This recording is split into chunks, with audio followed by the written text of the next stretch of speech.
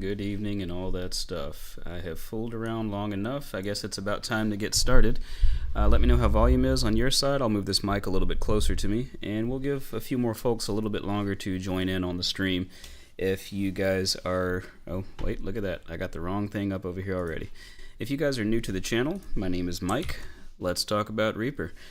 I guess I haven't been that active on YouTube in a little bit. I've kind of taken a bit of a hiatus due to work and life and work life and all of that sort of thing going on. But I still like to get on here and stream from time to time and do a little bit of work while people watch and answer whatever questions I can. It seems that I am most well known for my drum editing course that is on Pro Mix Academy. Feel free to check that out. There should be a link in the description if that's something that you're interested in. I hope it's something you're interested in, otherwise you probably wouldn't be here now unless you just kind of wanted to hang out for a bit or something. And since YouTube likes to run all things through its algorithm, and that kind of determines how relevant someone is, I would love if each and every one of you wouldn't mind clicking that like button in the video. Feel free to share, feel free to subscribe if you're not subscribed already. Every little bit helps, and helps me to also be motivated to do a little bit more. Let me turn up my ISO a little bit here so you can see me in a little bit more light. I'm going to have a sip of this tea and we'll get right to it. How's everybody doing tonight? I really wish I could hear you guys. I'm sure somebody was answering out loud. So I want to recap a little bit what we did last night.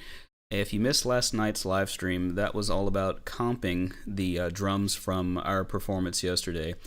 My bandmates and I are working on recording a new song entitled Prayers for the North, and we tracked the drums and bass yesterday to a scratch guitar track that I also recorded yesterday. So the guitars that you hear this evening are hot garbage. I wouldn't pay that much attention to them. They're serviceable though. And so we went through Eddie's, I think he had 5, maybe 6 takes, Over the Rainbow.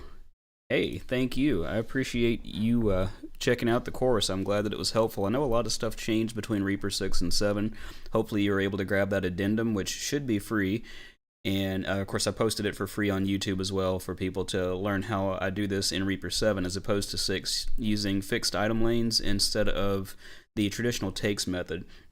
There's pluses and minuses to both ways, but I have started to use the the fixed item lanes method exclusively. If for no other reason, let me put my tea down real quick.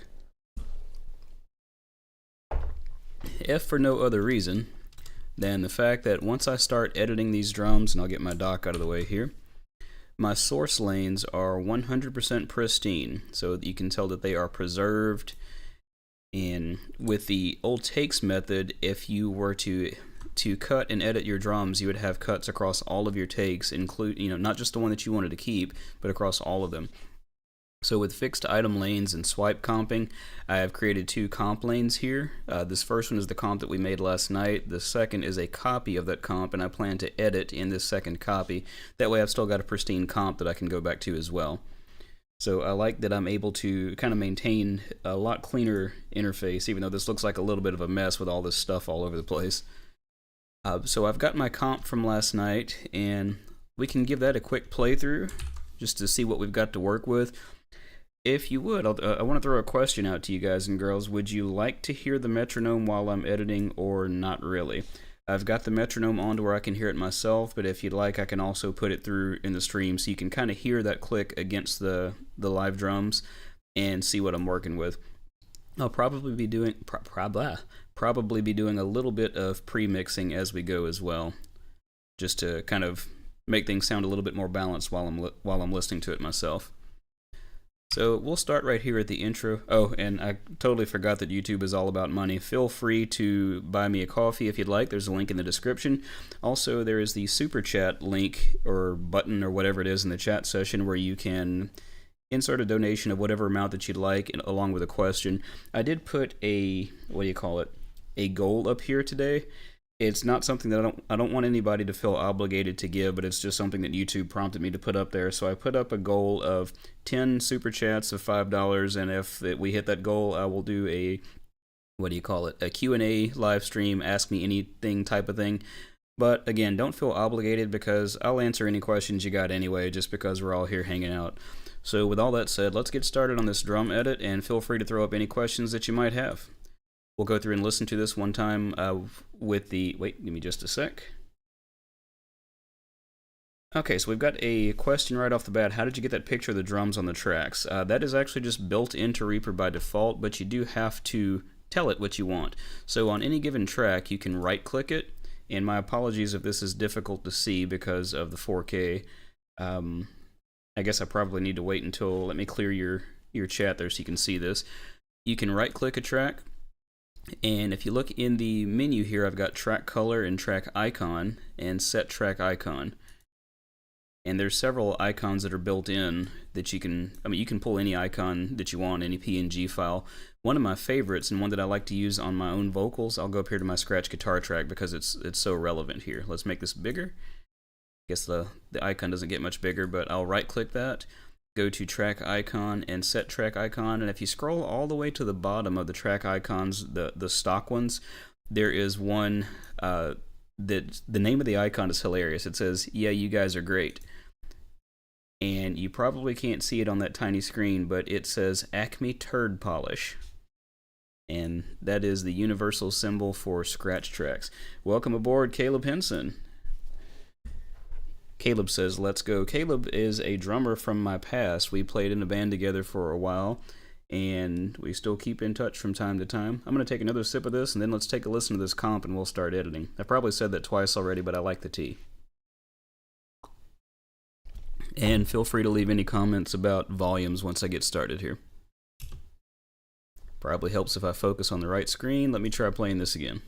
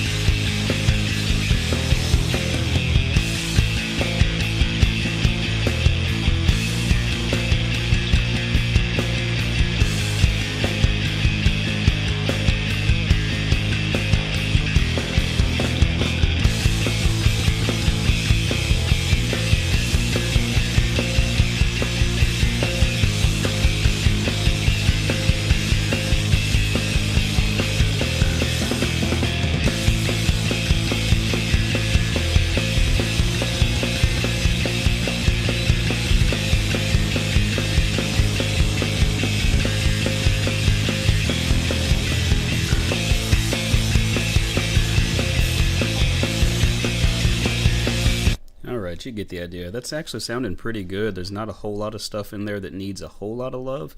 But since we're not all recording at the same time, I've got to do some semblance of grid aligning. Now, those of you who have watched me before, you know that I do not do 100% robotic grid alignment. I kind of do it by a combination of feel and by metronome and grid.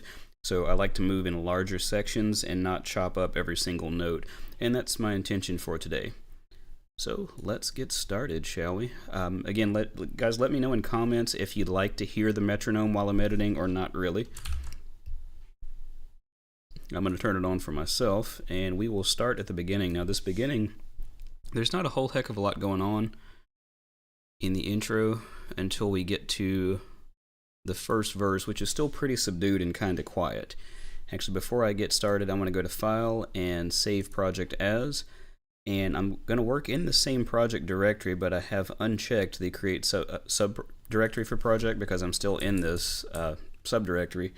And I want to rename this drum editing. So I'm just keeping the same project title, Prayers for the North, but I'm appending drum editing. And I will show you why. Let me open up my file manager here. Go into Reaper projects. I realize you can't see this yet, but I'll get it over there shortly. So as I look in the project directory, my automatic backups folder, which I've got Reaper configured to make an automatic backup, I think every 3 minutes or so when I'm not recording. So I'll have all of these that are from yesterday and the days before that just say Prayers for the North with the timestamp, and the ones for this current project will still say Prayers for the North drum editing. So just if I need to go back in time, I'll know by looking at these automatic backups which phase of production that I was in. This was, Brendan's asking, did I just do a kick in and out or just one? I just use one. I've got a single Audix D6, and I'm running a 22-inch Gretsch, what is it? Gretsch something or other.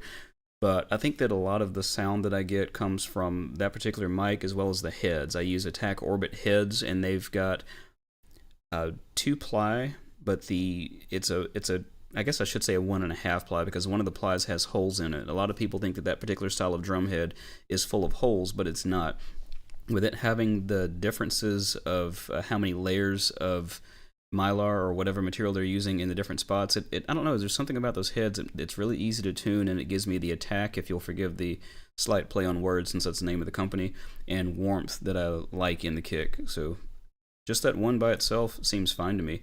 I know a lot of people like to use a kick out mic. I tend to steer clear of that in a lot of cases because I just get a whole lot more noise unless you build what they call a kick tunnel and just some kind of way to shield that outside mic. You get a whole lot of bleed in it. So I want to start with making sure that, well, let's see, on this blue section, since I failed to do this before I started, I want to take a quick look at my snare top and bottom, just find one transient at random. And that is really hard to see, so I'm going to blow that up some. Now, you see I've got my snares in a folder track called snares. And this waveform here in the gray is an aggregate of the top and bottom snare put together. So what I'll do is temporarily disable my grouping. And to look at the key press because it's been a while, it looks like it is Alt-Shift-G. And that was not the right button. I don't know what I just did. I did glue. So I'll undo that, whatever I glued. And let's try that again, Alt-Shift-G. That brings up my... I keep hitting the wrong key presses. Let's try that again, Alt-Shift-G. There we go. So now my drum tracks are no longer grouped. And if I need to, like if my snare top and snare bottom were out of alignment with each other, I could move one or the other to make them line up, but they're not going to line up perfectly. They're lined up pretty good. Pretty good is good enough for me. And I want to spot check my overhead.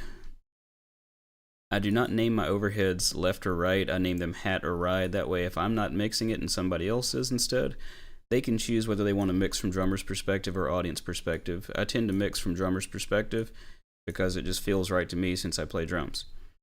So looking at my overheads, they are in pretty decent shape. If I try to move one, it's not a whole lot out of alignment. It's never going to be perfect. Actually, that's pretty perfect right there, so I think that may end up a little bit better. I picked the wrong day to stop sniffing glue. dang straight. I think that's going to be sufficient. I'll have to do this with all of my other takes, so I'm not gonna bore you with all the details of that right this second. And it looks like for some reason, oh, that's just a comp layer. That doesn't matter because that's a folder track. So let's get started. I don't know how many times I can possibly say let's get started. I like to focus on my kick and my snare top when I make my first pass. So I'll zoom in on those a bit. And those waveforms are entirely too big, but I want to make sure you can see some, so that should be good right about there. And all he's doing in this first section is just some accent, so I'll just start right here at the actual verse beginning. And I want to make sure that my first transient is online, or on grid rather, and it is. And I'll enable my slip editing mode. Slip editing mode is just, it makes some changes to some mouse modifiers so that instead of having to hit a whole lot of key presses, I can do some things with single click actions and create macros. So for example, right here, my first kick is on grid. This next one is not. So I'll go ahead and make a cut here. It's got my automatic crossfade, and I need to check something. I think that I may have changed, let's see, the default crossfade amount. It may take me a second to find it. Okay, I've got it minimized. So that when I've got my slip editing mode engaged, when I left click, it will create a split in the item to the left and crossfade. And if I move my mouse over the lower half, it turns into an arrow for slip editing, and I can just left click and drag that without having to hold any mouse modifiers. So now that I've made that cut, I'll move this section to the left to make sure that transient's on grid. And since my drum tracks are grouped at the track level, all the rest of the tracks in the drums follow suit. So let's see, I'll switch to eighth notes on my grid. And that looks like that is fairly off there, so I may actually need to listen to this already. Yep, we are off. And that's the thing, is it didn't quite seem like it at the time, like just listening through, but you're also just excited about listening to stuff. So it's not a bad idea to go back and fine-tune things a bit, especially if other people are going to be recording afterwards. Now I'll have to go back and get a little bit more precise with this and pay particular attention to the hat mic. He's got a lot of accents going on the hats here. So like there we can see we're already off a little bit. And since I've dragged that little bit of a hit over to the left, you can see I've introduced a bit of an anomaly here. So to fix that, I'll need to take this crossfade and move that to cover it so that I'm only showing a little bit of one side or the other. And it sounds like it's starting to rain again. Lovely. So what I'm doing now, as I think about this part being kind of hat-centric, is I'm watching my hat, that's my kick up top, my snare top, and then the hat at the bottom here. And I'm just looking for anything that is not quite on grid.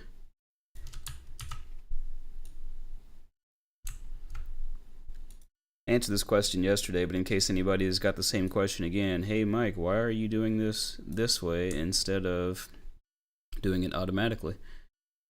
There are some scripts that will do this automatically for you, but I prefer the results that I get by doing it manually. I just think that it sounds better, it sounds less robotic, and despite me editing, it still sounds human. Eddie's a great drummer. I mean, he did good work on this, but if you scrutinize it against a grid, it's not quite there. It feels good, and if we were all playing the song at the same time, I probably would not be doing anything like this because we would have ebbed and flowed together. But since we're recording separately, I've got to do something like this in order to give some consistency, because I've got to go back and record my guitars against this. I've got to go back and record my vocals. We've already got the bass, and I have another guitarist that's got to record his part. So he's got to have something that he can rely on, and having things fairly well lined up to the grid within reason is our best chance of getting a good take. And yes, less robotic is good. Now some of this stuff I'm actually creating problems, because as I'm pulling this down, everything downstream is moving with it. So and as I'm looking at my other screen, I realize that some of what I'm doing is falling under the chat window, so I'll try to make more of my edits over to the left side so you can see more. And I'll lost my train of thought, but that's okay. Probably wasn't important anyway. Oh, as I pull things downstream, everything that's further down, it gets moved out of time. So you create problems by fixing one thing. So as soon as you make your first cut, you've kind of committed to fixing the rest of it. I'll go back and spot check this once we get done with this section, but I want to try to... I usually try to move through this as quickly as I can, because if I focus on it way too long, the perfectionist in me will start making this robotic, and as Will said, robotic is not good, or less robotic is good. I don't want this perfect, I just need it a little bit tighter.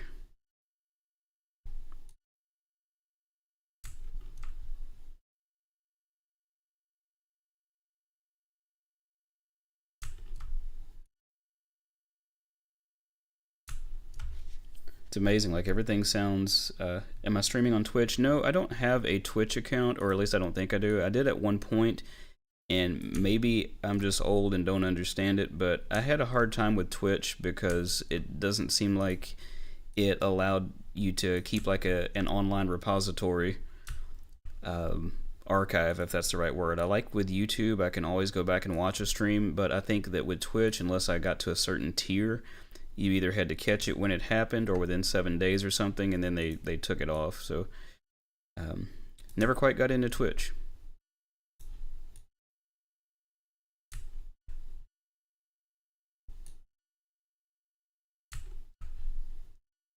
I hope we're almost done, because this section, this is probably the most boring part of the song as far as the drums go. I see some bigger hits coming. Maybe we're getting there.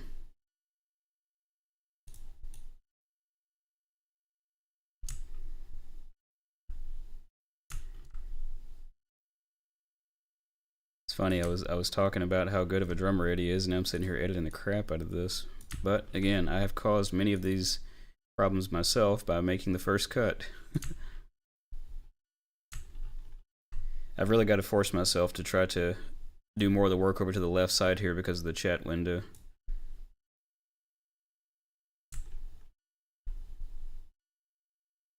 But I think I'm constantly looking to the right, so I guess if I just start looking to the... I don't even need that cut. If I start looking to the left, problem solved. And once I get this section done, I'll want to go back and listen to it. I do tend to work in sections and not necessarily do the whole song because, because I want to make sure that if I stop before I'm finished with the whole song, at least I've got a whole section finished. Now in this case here, I've got a few things that are out of time with each other, and I'm not sure which one I want to favor. I'll have to listen to that and work backwards. I'll have to listen to that and figure out which way I want to do that, but I'll just leave it where it is for now.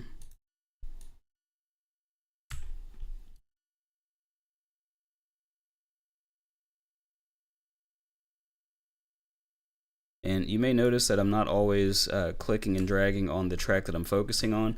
I'm trying to... Well, I say I'm trying. It's a bad habit. When you've got your items grouped, you don't have to click on any specific track to make the cut or to make the move. John from Reaper Blog, he would, if he were watching, he would get on to me about this, but you become much more efficient if you just kind of stay in one place instead of moving from track to track to track, because the moves are happening across all of them. As long as you know what your target is. It seems like it's not that big of a deal, but at scale, you know, saving a few mouse movements or clicks, it adds up and makes for a much faster edit. Like if I kind of get into the groove of things, I can start going along at a pretty good pace, but I tend to move a little bit slower as I narrate because I'm also trying to keep people relatively entertained while I do this, because it's, if I'm honest, it's really boring to watch, especially if you can't hear anything.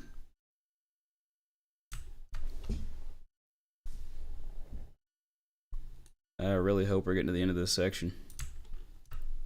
Starting to question some life choices at this point.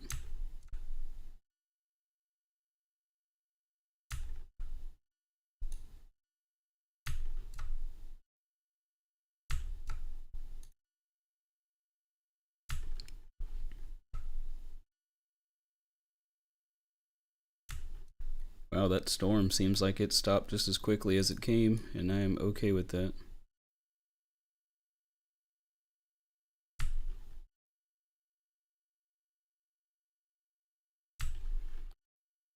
Oh, let's see what we got here.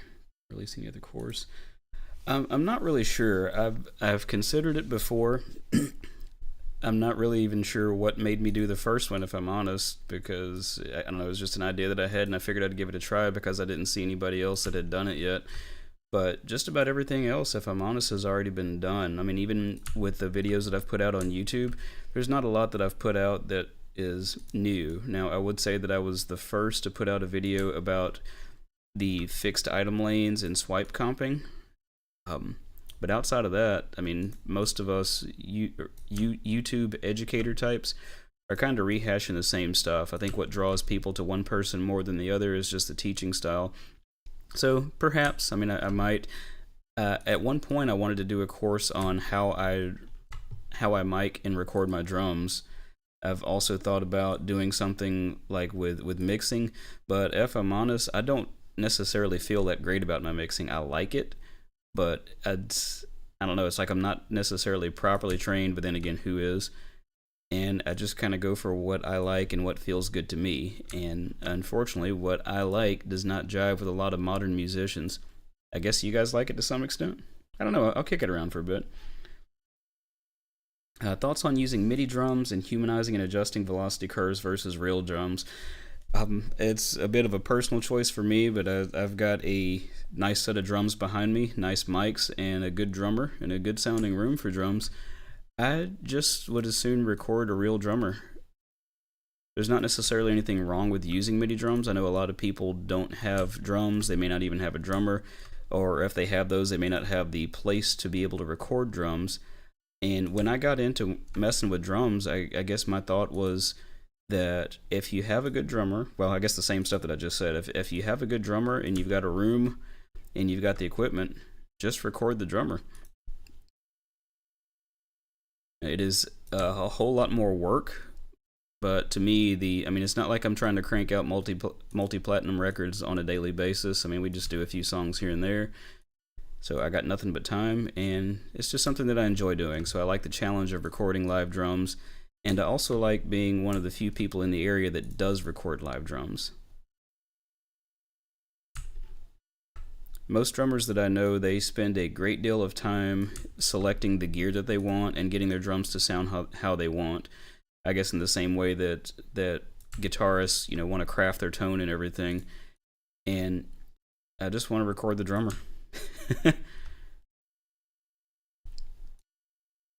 So with everything that I do, at least for my own band, I don't use any samples. I just record the drums as they are and use EQ and compression and old school tools to make it sound as best I can.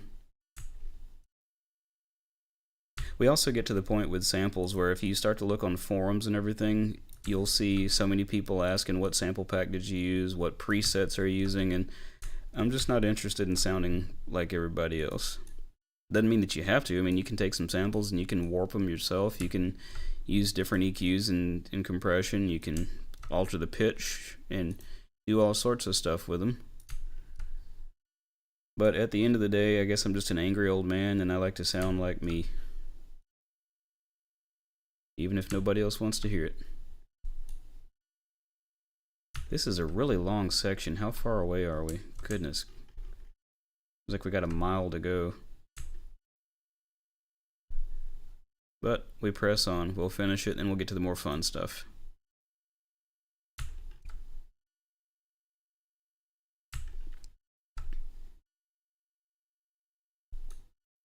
Some of these I'm just splitting hairs and moving stuff that doesn't necessarily have to be moved, but I want to try to get the hats pretty tight here on this intro.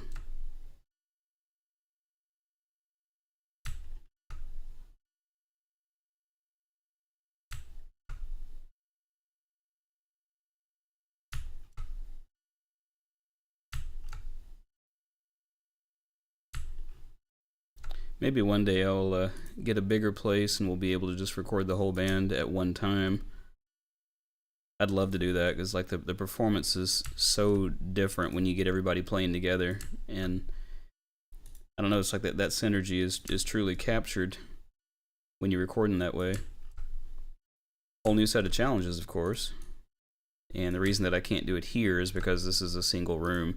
Don't have the ability to isolate things as well as I need to. I guess I could do it if I ran DI for all the guitars and bass and just recorded the drums live while we played along with plugins. But there's something to be said for throwing a mic on a cab. Seems like a lot of that stuff is a bit of a dying art, and I think that's also why I'm kind of just sticking with recording. Not completely the old-fashioned way, because obviously I'm not using tape and I'm on a computer and I'm using plugins. But I'm pretty simplistic with my recording methods. When I grew up playing in punk and metal bands, and it was just gosh, I sound like an old man, which I am, but like a simpler time. You know, bands did not put out stuff that they couldn't play live. Yeah, probably. I mean, I've done that a few times in the past. Like, I would sample my own kit right before tracking something, so that way I could have a couple of clean hits if necessary. But I can't remember the last time that I've done that. I think that it's kind of a good idea.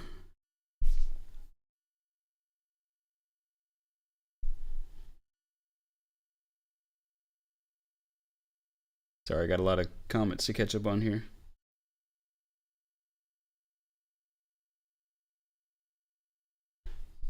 Yeah, I think that when we bought this house, the room that I'm in now, this apparently was a playroom for the kids who used to live in this house, and I originally was going to make it like a home theater room, but had this harebrained scheme idea to turn it into a music room, and my wife agreed, so here we are. Some of this stuff's a little bit off, but we'll live with it. I'll listen to it in a little bit. Probably sound fine. Heck, it sounded fine before I started editing. But, I mean, if I didn't edit, I wouldn't have anything to talk about on YouTube, so.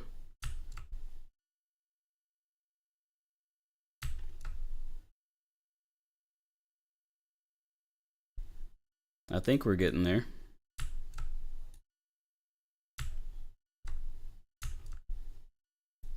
I think I'm about to start just getting a little bit less picky with this section and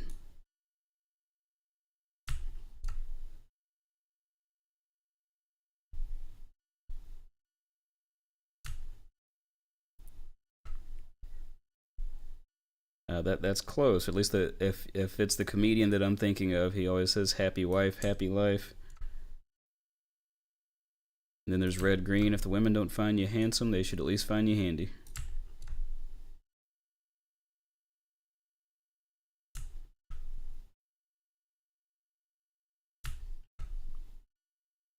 This is going to be hilarious if I finish editing this whole section and find out that I've got it inverted.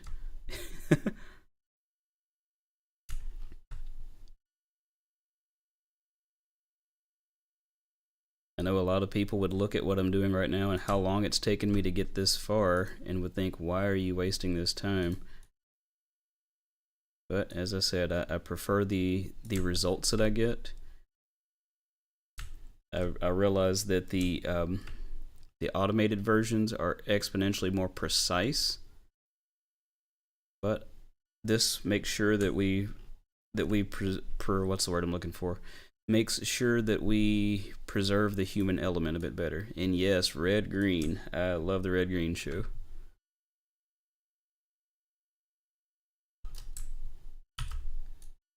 We're starting to get somewhere. Okay, that's just a lot more hits. Let's just go back and take a listen to this because my brain is starting to hurt.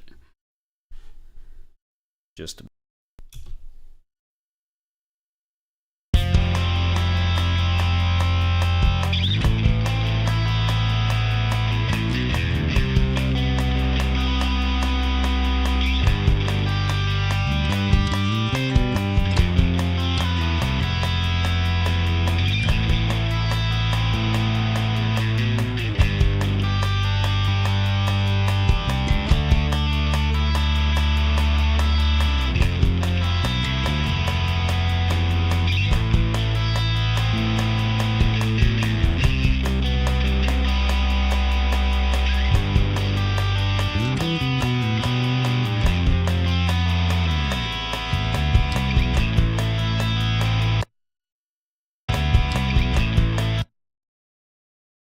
for the most part, that is sounding pretty good. We just got to get to this next build, and then we'll get into an actual drum beat.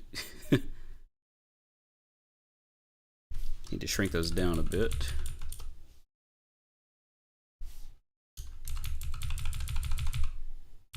And I've definitely got to make sure that I'm targeting the right windows. I've done a lot of mouse clicks and stuff on the wrong screen. I don't want to accidentally shut down OBS. I've done that a couple times. Not today, but...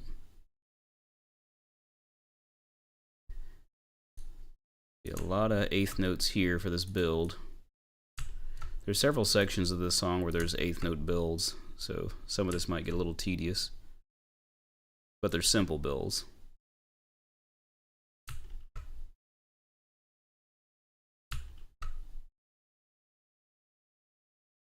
Nice part about it, this being kind of a wide open part without a whole lot of stuff going on,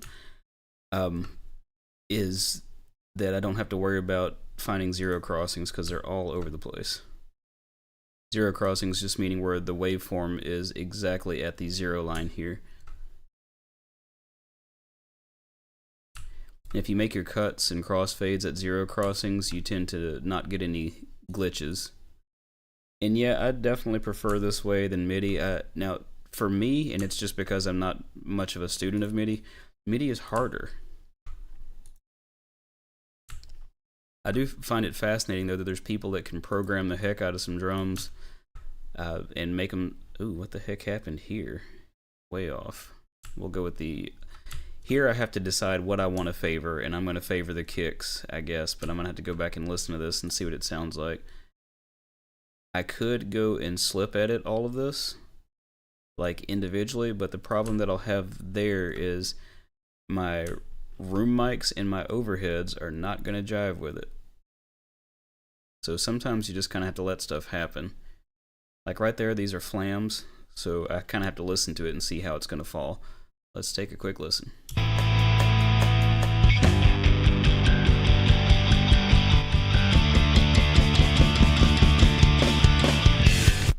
And that sounds pretty good to me. Any comments on metronome? Would you guys like to hear the metronome when I play back, or not really?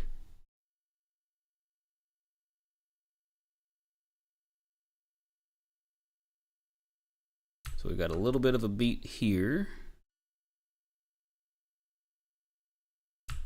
Then we go to a tom fill. Kind of a, I guess what some would call a tribal type of beat for the next verse. Those look pretty good. Ever so slightly off. I think I may do a cut and nudge the three of those just a hair. Now I'm getting to the point where I can work in larger groups, which I like.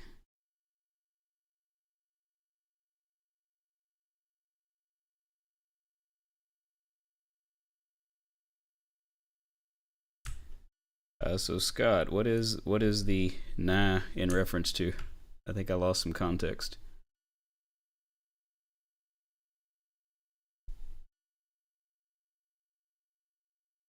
See a little ghost note there that I wanted to get in time.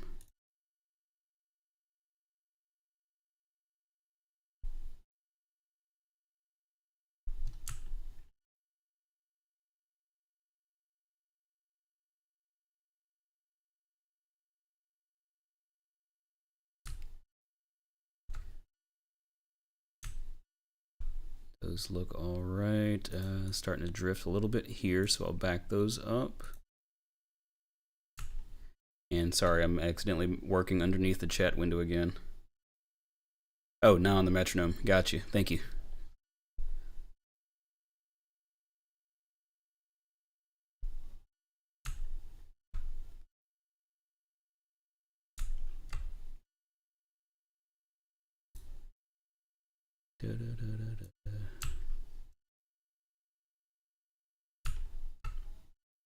Okay, looks like we are almost... Well, we're almost halfway through it. I think we're up to the break there, or just about. And there goes the dog. That means we may have a visitor. We'll see what happens.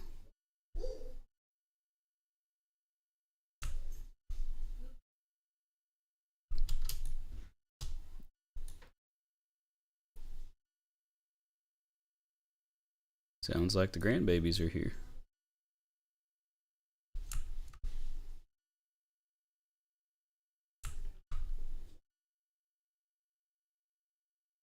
They'll probably pass through here shortly, and that's fine.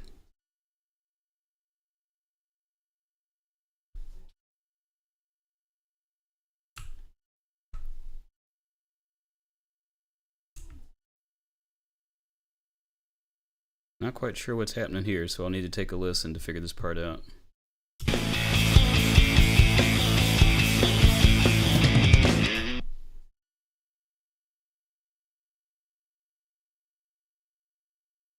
Sixteenth note, so I'm going to change my grid so I can maybe see that a little bit better. It sounded good to me, so I think what I'm wanting to look mostly for is just that these primary hits are right on.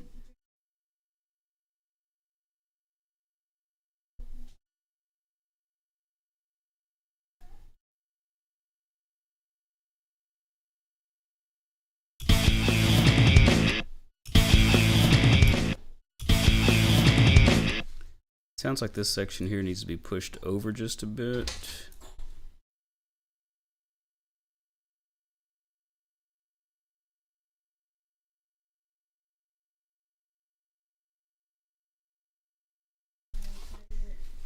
And that means we may have to move these other sections just a bit, so let's figure this out.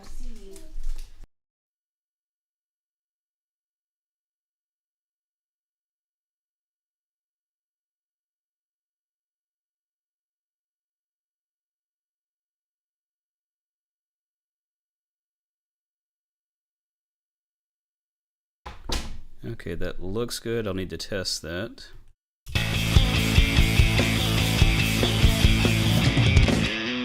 Sounded pretty good to me. I kind of want to check that section.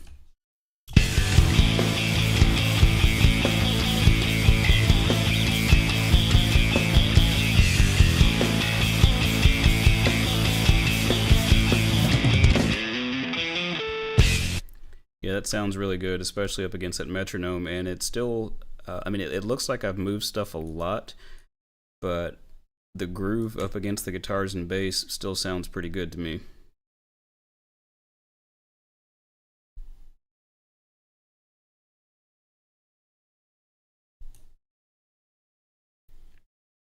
But you have to consider the movements that I'm making are very minute. It's like milliseconds. It may look like a lot just depending on how far I'm scaled, like zoomed in. These are tiny movements.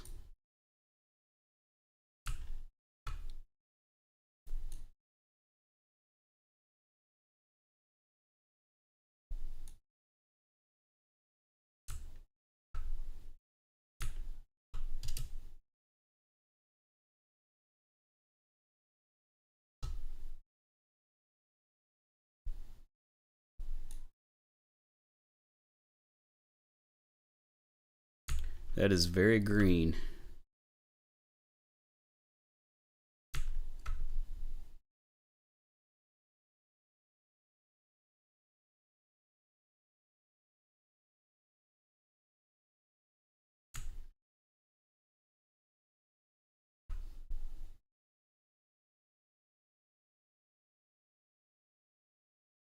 Depending on the complexity of different fills and things, in a lot of cases when I go back and listen, I will focus a bit more on toms.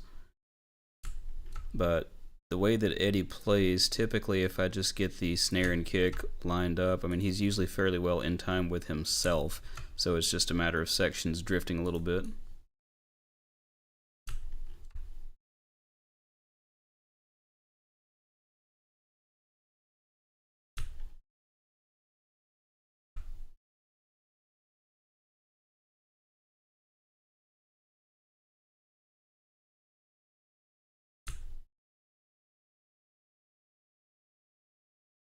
So some of you guys in chat I'm fairly familiar with, others not so much. Where are you guys all from?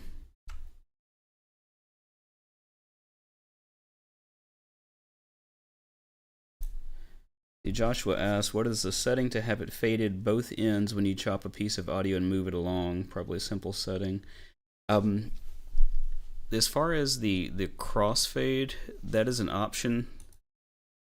Let's see, options. It may take me a second to find it. And I realize you may not be able to see my screen that great because of the 4K, but under options, there is... That's not the one I'm looking for. It may take me a second to find it. I set this up so long ago that I gotta think about this. Auto crossfade. I'll have to look it up. There's an option to change whether it does a crossfade when splitting. I'll find it here.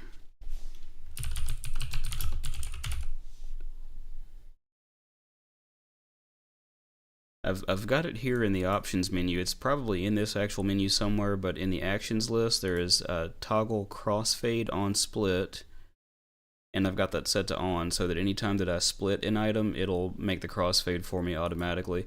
My macro up here make sure that that toggle is turned on, and I swear it's up here somewhere, and I feel like I just can't see it. I could have sworn it was a toolbar button. I may have removed it. Malaysia. That's a long way from here. Let me see, did I get the rest of the question there? Let me chop a piece of audio and move it along. Yeah, Josh, if I'm not quite answering your question, just let me know. But if you go to the actions list, and I wish I could remember where this thing is, just search for crossfade split, and be sure to turn on this options toggle crossfade on split. I swear it should be right here, and it probably is. Now I gotta find it.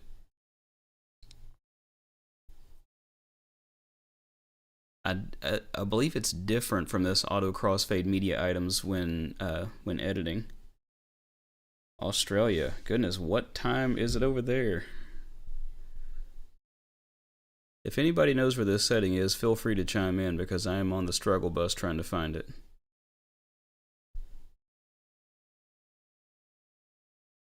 Unless it's in preferences somewhere. Let's see.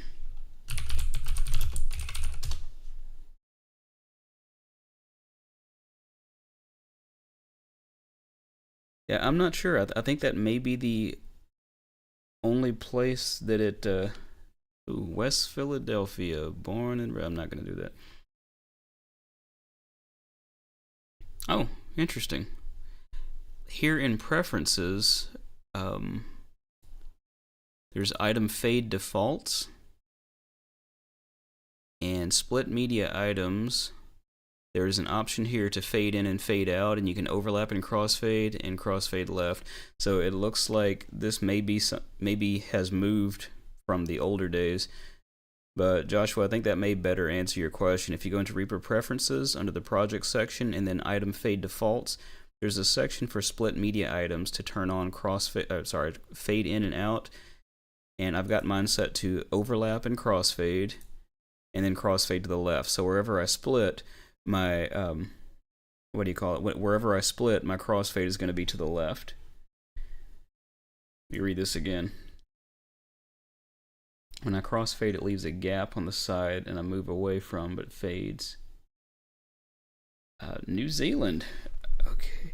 Oh, I think maybe you're talking about when I move. Are you talking about when I move this crossfade? If I hold Shift, let me zoom in a bit so we can all see this better. So if I mouse over this crossfade, and if I just left click and drag, it will change the sides of the fade. But if you hold hold Shift, you can move that crossfade. I'm hoping that the combination of things that I just kind of spit out there kind of answers your question. I am sorry if I didn't quite get it, but sometimes reading is not my friend. 12:30 p.m. on Tuesday. Wow, it is almost 8 o'clock at night here.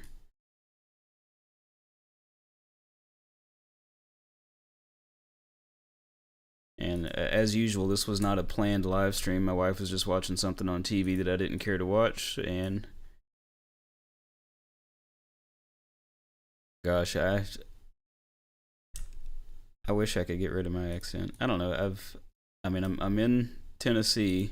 I don't feel like I have a southern accent. People that live here don't feel like I have a southern accent, but it seems like anybody that doesn't live here thinks I have a very thick southern accent. Good deal, Josh. Alright, so we have made it through. Oh, didn't mean to do that. So we've made it through to the second verse. Let's preview this section and see if we've made it better or worse. I'll go back just a hair. 3 p.m. Tuesday in New Zealand. I wish I could watch me doing this while I'm at my day job.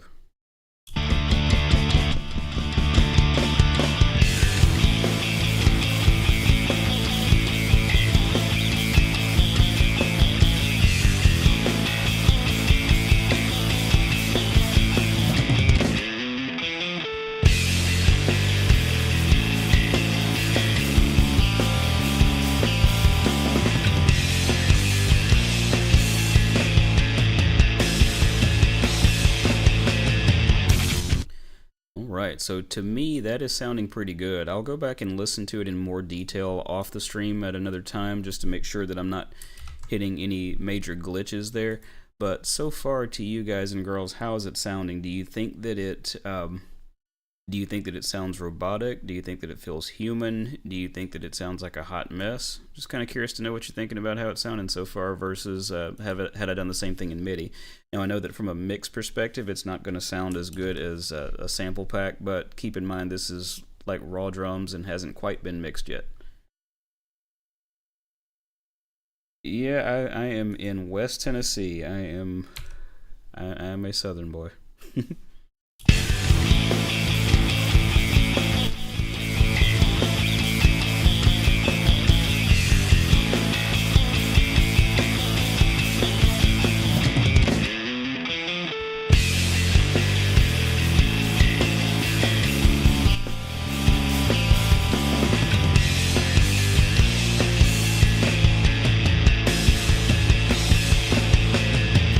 I really love that fill there at the end. Let's hit that one more time and then move to the next verse.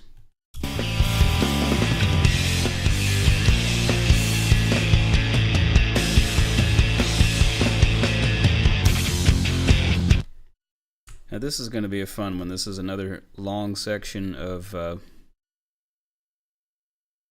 eighth note type stuff. So hopefully it's pretty painless.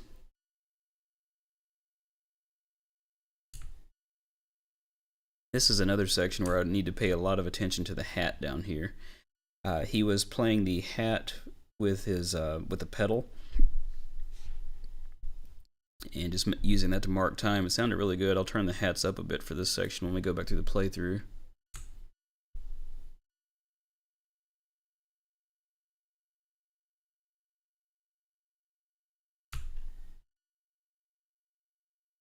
With any luck, I'll get through this section quickly to get to the next section that's an even longer build.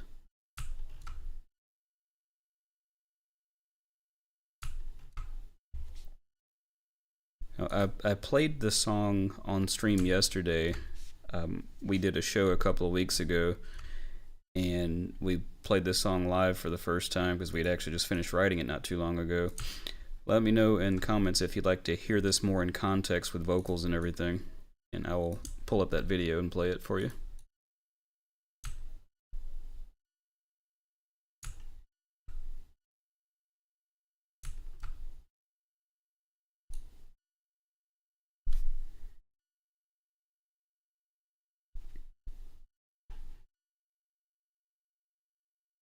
Yeah, it's really hard for me to I mean, I guess if I wanted to, let's talk about panning for a second. You may notice that on my tracks here, I've got 2 knobs instead of 1. I like to use the stereo pan option, and I've got that set as my default.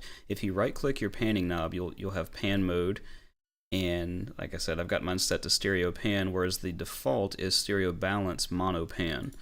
The stereo pan option, I can choose left, right, or center, or all points in between, but the second knob to the right is a width knob. So if I wanted to, I could still mix all my individual tracks from drummer's perspective, but if I were mixing for someone else and they decided that they would rather have it from audience perspective, I can just invert my width knob for the drum bus and not have to touch my drum tracks at all. Also, I am able to pan things hard left and right, but in my drums folder, I've got my width set to 90% total. So that way I can have my guitars panned hard left and right, and I can have my drums moved a little bit more towards the center to give those drums, to give the guitars a bit more breathing room on the sides. I try to set things up as if I were viewing a band live on stage and just retain that same type of, I don't know, I just, again, as being a bit of an old school musician, I like for things to sound like I'm watching a band play live, but with a decent sound person. I've been to a handful of shows where they did not have the luxury of a good sound person.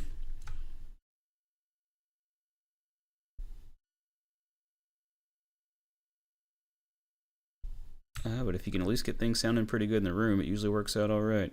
I was really surprised at the quality of the sound from our live show just from a cell phone recording. But they had that room sounding so good.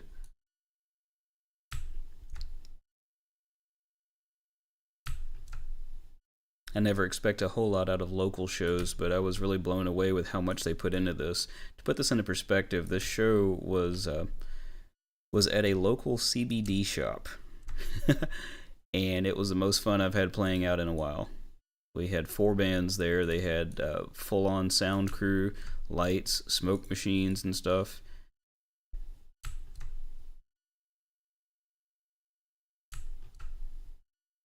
And by smoke machines, I mean fog machines. I don't mean people smoking. I mean, there probably were some people smoking, but they were outside.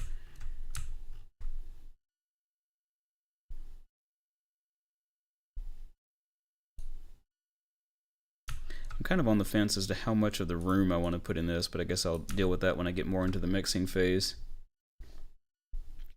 Exactly. I mean, my age, I am 47. No, I'm not. I'm 48. I had to think about that. That's weird. That's how old I am. I'm so old that I got to think about how old I am to tell you how old I am.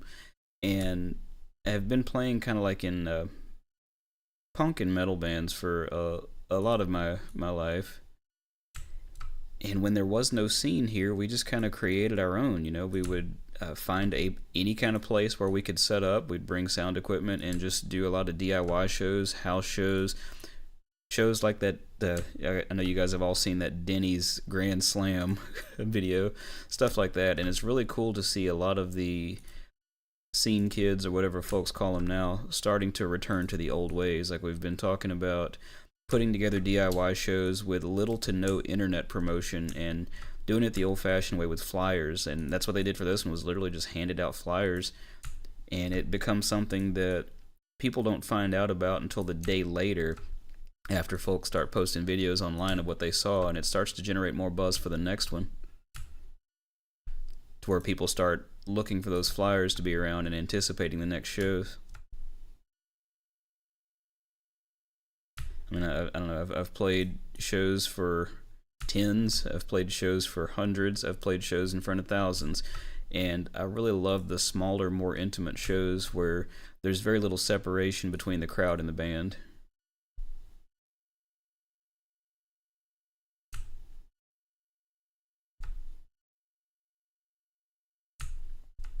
I kind of miss the Chariot. They put on some amazing shows, and you know, they were always a band that you could just get right up there alongside of Josh and Stevis and whoever, and they did not mind at all, you know.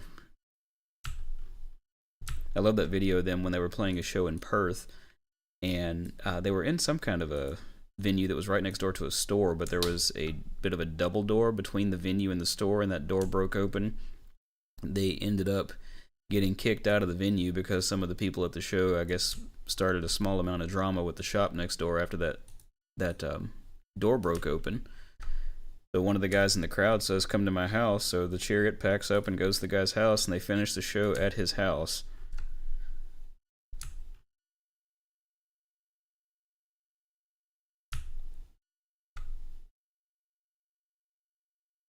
I'm really hating these long sections.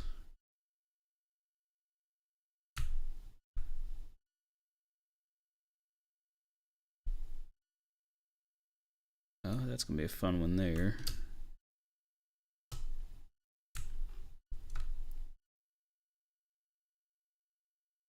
Let's hear this up to this point. I just need to take a quick break and rest my eyes for a second.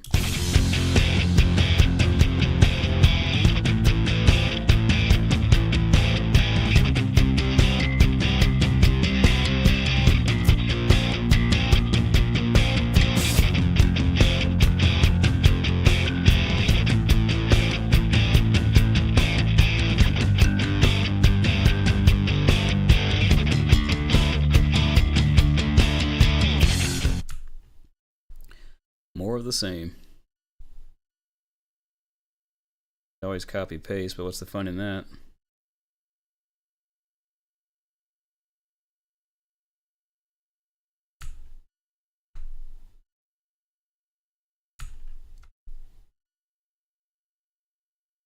That looks pretty good.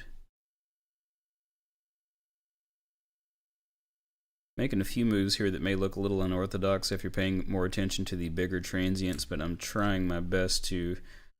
some of these are a little bit off with each other, but I'm trying to kind of prioritize the hat. Then again, I guess I could prioritize the kick because that hat is so low in the mix, unless I really crank up the hat mic, that it probably becomes a moot point.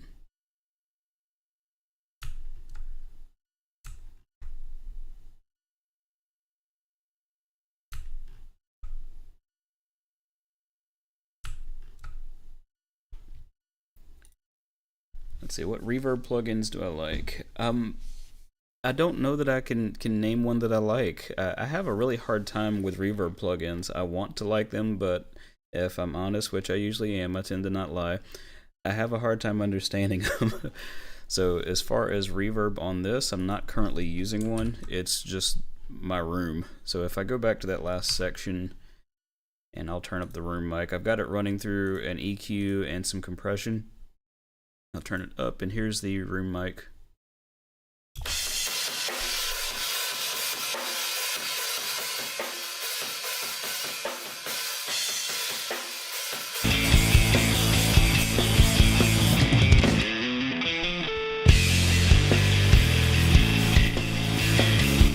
And it doesn't really sound like a whole lot by itself, but when you mute the room mics, it sounds really dead.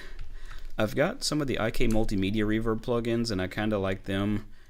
I really want to look into more, but they're all kind of overwhelming to me, so I kind of clam up a little bit. Oh, I did get one recently that I liked. I don't remember what it's called, but let's find it real quick, because now you got me curious.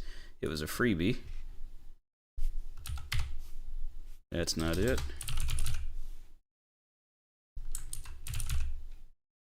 I cannot even remember what it was called. I think it was Magic something. There we go, Magic 7. I thought that this sounded really good. Magic 7, and it was a freebie. I guess it's still free. From some company called Wave Alchemy. But outside of that, I don't even own a lot of reverb plugins, just a few that I've got from multimedia, from IK Multimedia. There is the Fame Studio and Sun something or other. I got nothing. I'm open to suggestions. I know a lot of people like the Valhalla DSP plugins for reverb.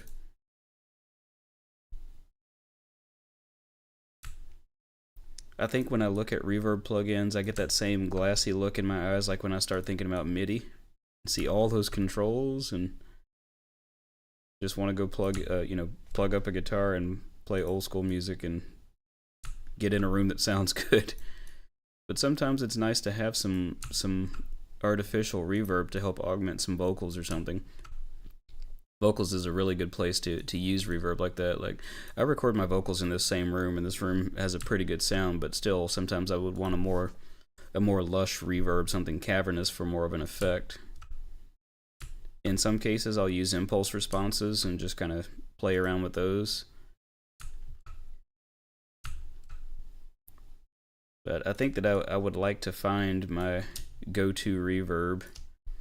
I'd seen some guys in the forum recently. Let me pull up my Discord here real quick, because I could have sworn somebody mentioned a reverb recently that is zero latency.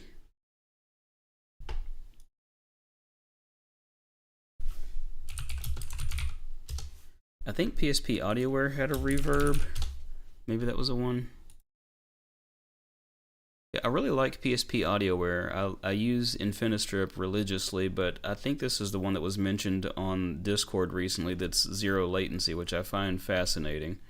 That's actually one of the main reasons that I like using the PSP Infinistrip plugin, is the fact that it's zero latency. So I can use it on live streams or wherever and have minimal impact on resources and whatnot.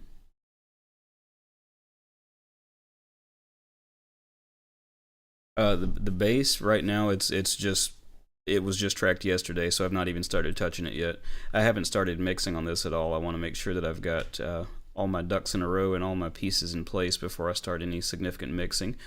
What we did on the bass so far was just run it through Amplitube with the intention of normally Jason just plays through his actual rig here, but I just wanted to record drums yesterday and he came over anyway, so we just tracked his DI.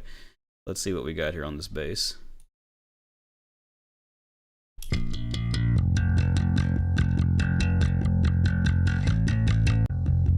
See if I can find something more interesting.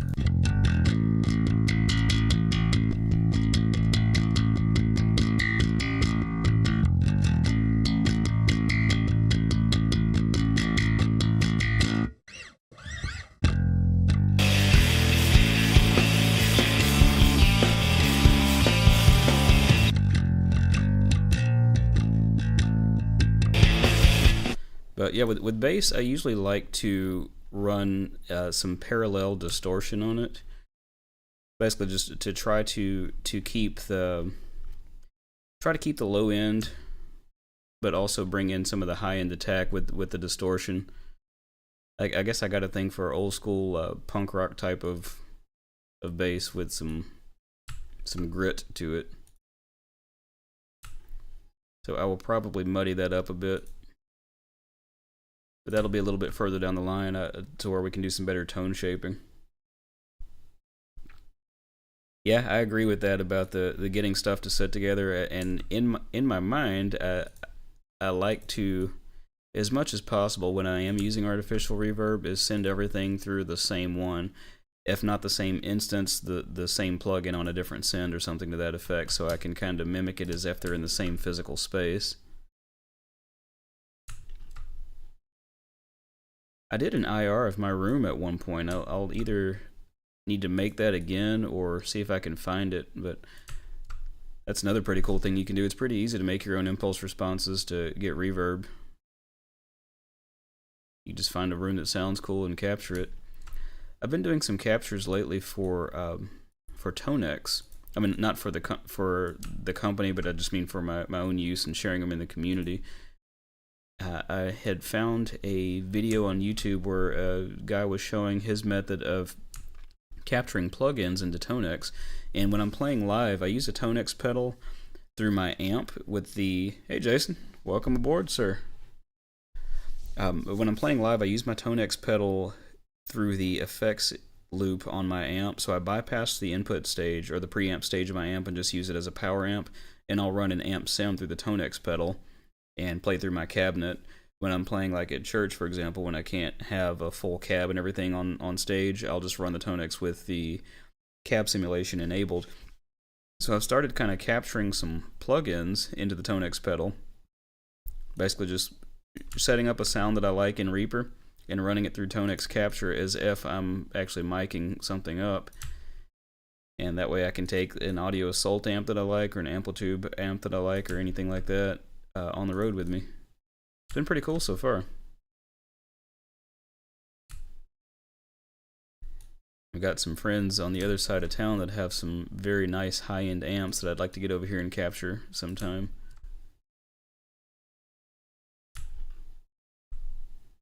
I used to really love carrying tube amps with me on the road, but I'm not very strong, so I definitely appreciate the light weight of using a modeling pedal of sorts. That technology has come so far. And you know, a lot of people would argue that it's not the real deal, but I mean, you also got to consider that a lot of the players out there now don't know what the real deal is, and it's just expensive and a lot of maintenance, and heavy, leads to broken backs. Another long section of a build, and then I've got a section that I edited yesterday. So let's go back a bit and preview this section. I may skip editing that build for right now just because it's long and boring, and then move on to the next section. What did I just do? Okay, I just accidentally opened up pan automation. I hit the wrong key, so I'll just clear that. That's the button I meant to press.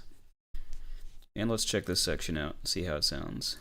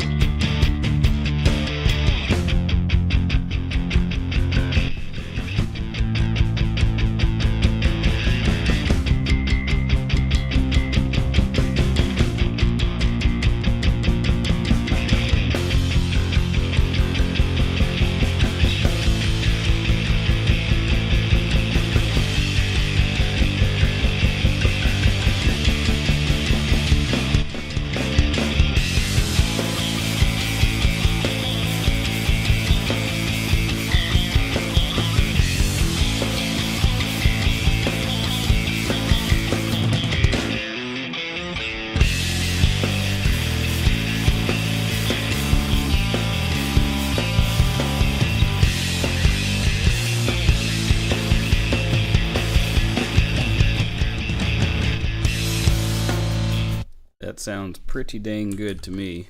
We've got a little bit further to go here. I love that fill transition at the end of that segment.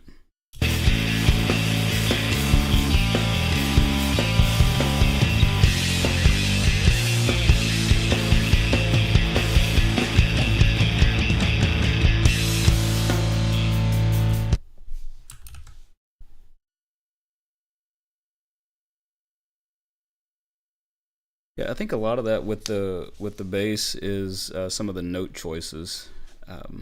Let's deviate for a minute, and I'll let you guys hear what the song sounds like live. We'll dig into my photos for a minute. Let me make sure I've got this armed for playback here. There we go. Boop, boop, boop, boop, boop, boop, boop. Probably this one. I'll mute my mic for just a second here once I get this going so the compression doesn't turn the volume down on the music. But this is the song that we're working on now.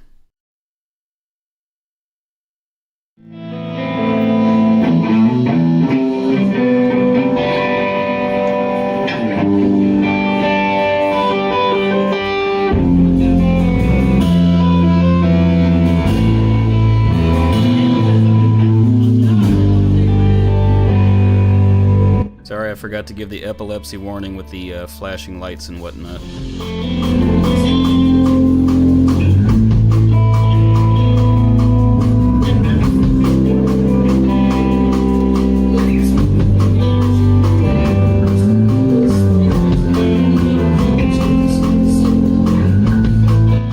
Vocals will get a bit louder once I go up an octave.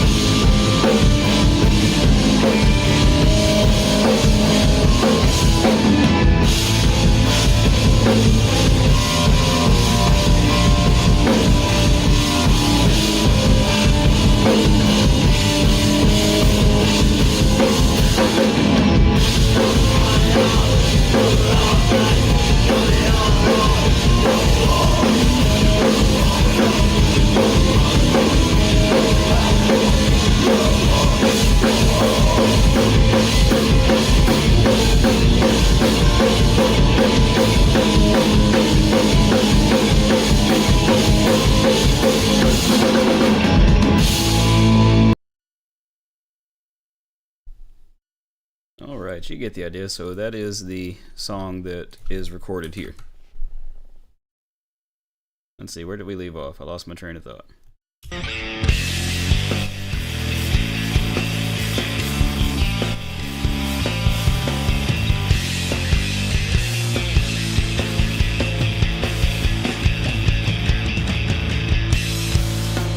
Okay, so we're at that first break here, and I'm going to try to finish that up. This part's mostly just kind of snare and kick, so it should be a fairly simple edit. Of course, we got those hats in there too.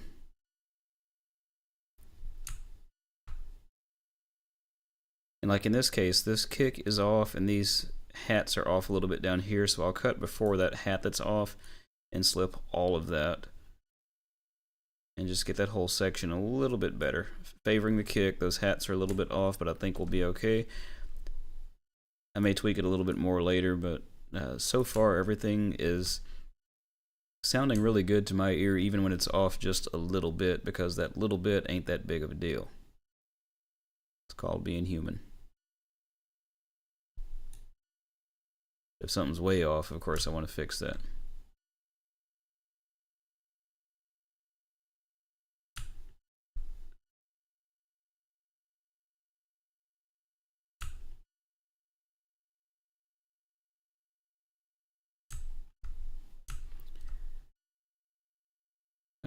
Let's see, I got a little something going on there. I think I'll just nudge all this downstream just a bit. And then immediately defy it and pull that back. That may cause a glitch, so I'll need to listen to that real quick. Okay, so that was the hat opening. That's all that was, and it sounded fine.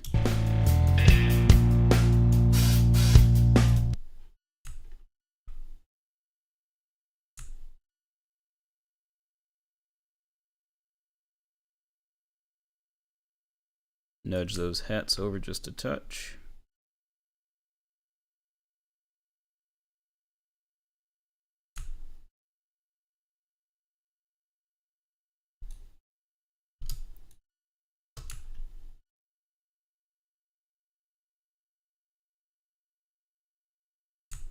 Hats are looking pretty good there.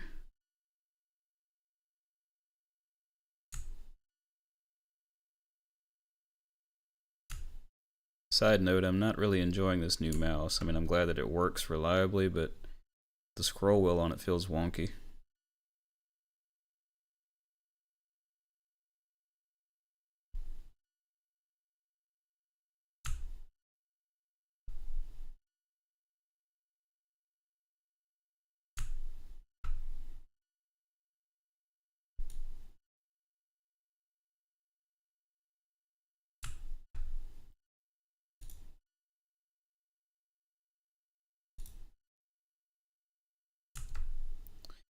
I'm definitely going to want to come back and be a little bit more detailed on some of these hats. I may do it now. Let's see. Go back and take a listen to some of this. He was doing some, let's see. Pro Tools would die off when baby boomers are gone.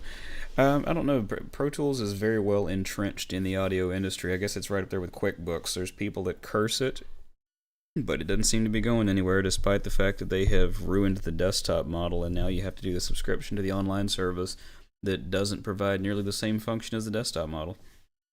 Then you've got people who know how to, and I know QuickBooks and audio are two different things, but the similar concepts apply. You've got people that call themselves accountants, but only know how to use QuickBooks and don't understand the principles of accounting. And I don't know, I'm sure that probably exists in audio as well. People that use one program and know a lot about presets and stuff, but don't really understand what's under the hood. But I digress. Oh my gosh, new cache. I used to use that all the time I use that for household budgeting. You digging up some memories there.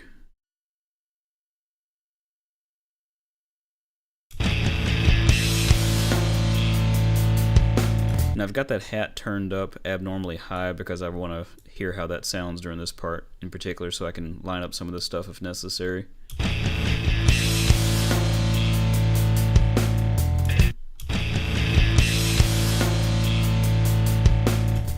Like right there, that is a very minute amount, but you can hear and feel that, at least up against the click.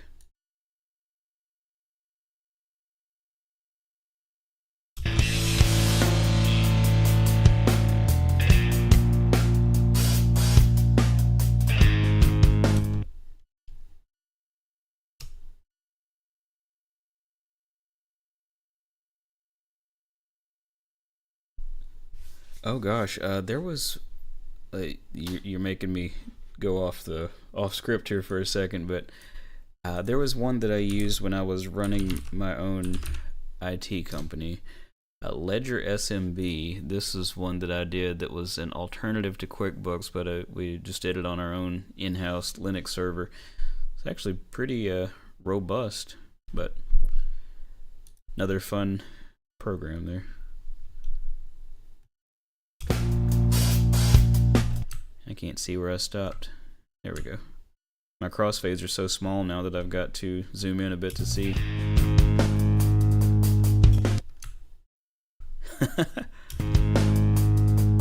Like right there, you can hear those even, I know you guys can't hear the metronome, but those hat hits there, if you pay attention to them, they just don't sound right.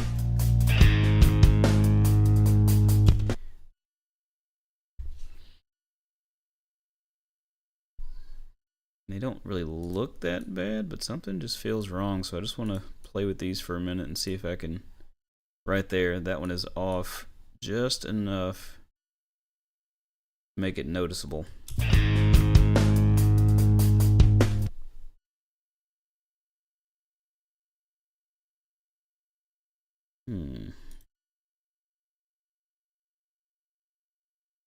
There's some very minor anomalies in there, but you can hear them. I think that got it. Yeah, that feels better there. Now I just got to make sure the rest of it's good.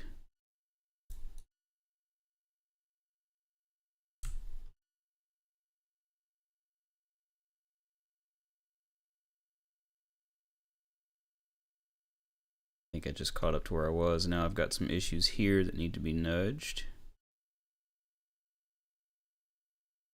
Quite a few there, actually.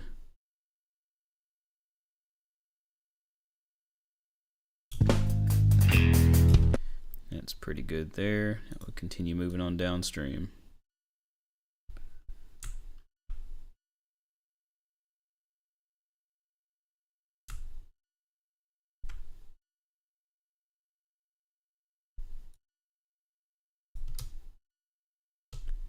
I'm looking forward to that green up there. That suggests a different pattern is coming up. Paulie. Hey, yo, Paulie. Are you the same Paulie that made the legendary Reaper theme, Paulie?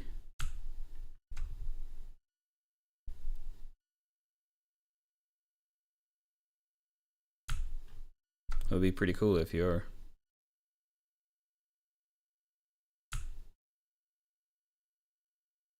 Let's see, which pattern are we hitting here?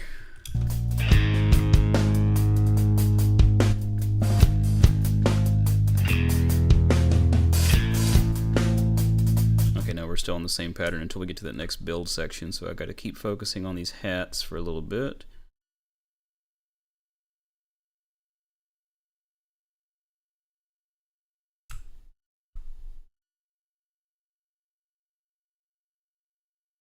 Really should have picked a different color. This green is very difficult to see when it's highlighted. I guess the waveforms and the grids are a little bit difficult to see up against it, but it won't take long. I could recolor it, but that's too much like work.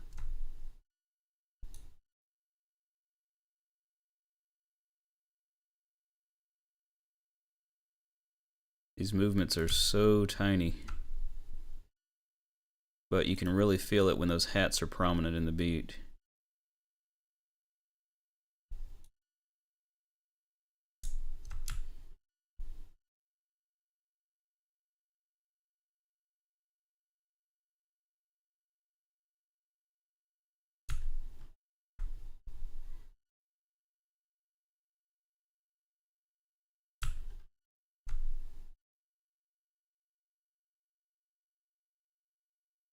I have a feeling I'm going to end up having to go back and make a few micro adjustments in here, just as I go back and listen and really pay attention to those hats. I was actually thinking about that when we were tracking. I thought something sounded funny about the hats, and I think it's when we play this live. He did a lot of pretty cool stuff on the hats, but it was like one-handed, and I think he did more two-handed work on the hats for this section when we recorded, and just didn't quite have the same vibe to it.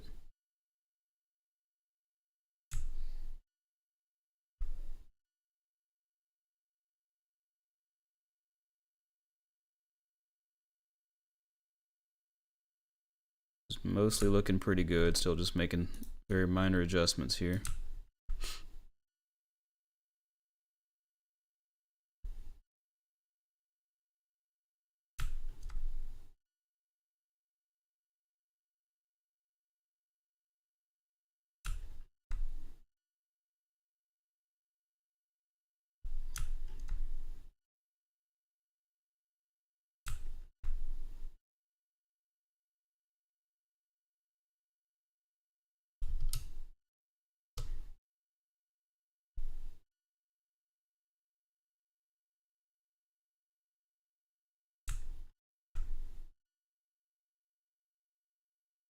That cut was not needed.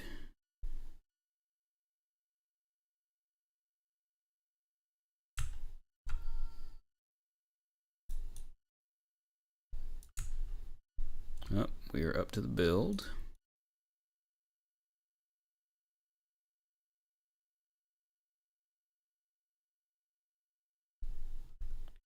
And let's see, so since we're at that section, I think I want to go back to the beginning for just a moment. I'm starting to get that awkward lean in, so I need to fix my posture and relax my eyes for just a minute. So, minimize some things, go back to the front, and spot check our work so far.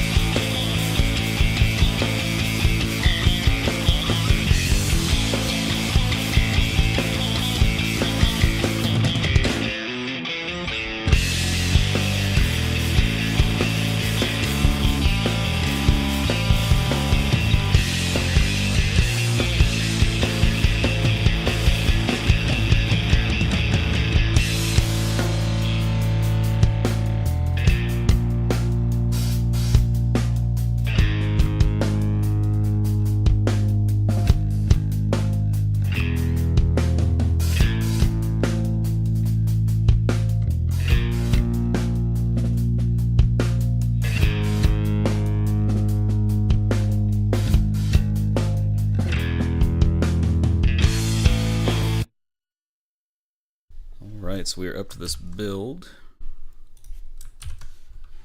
Let's get focused back on our kick and snare top and get back to work.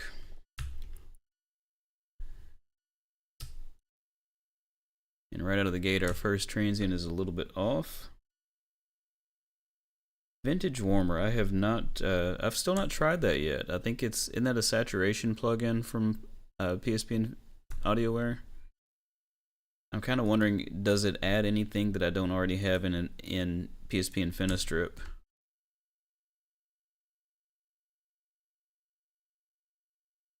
Oh, that's not cool. What happened there? Did I turn something off?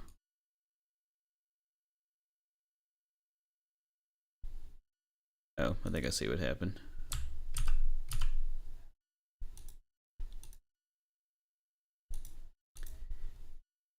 There. Accidentally temporarily broke my grouping. Fixed now, though.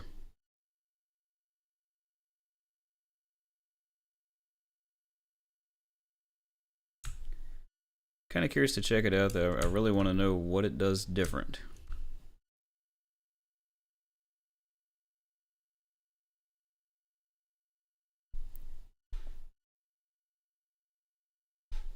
Let's find out.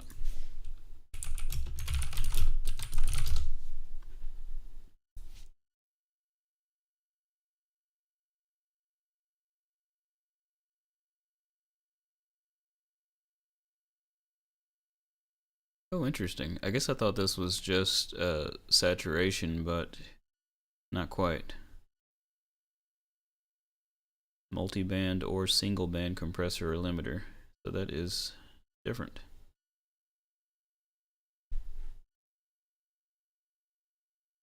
I like a lot of their stuff. I may give it a try and just kind of see what it does.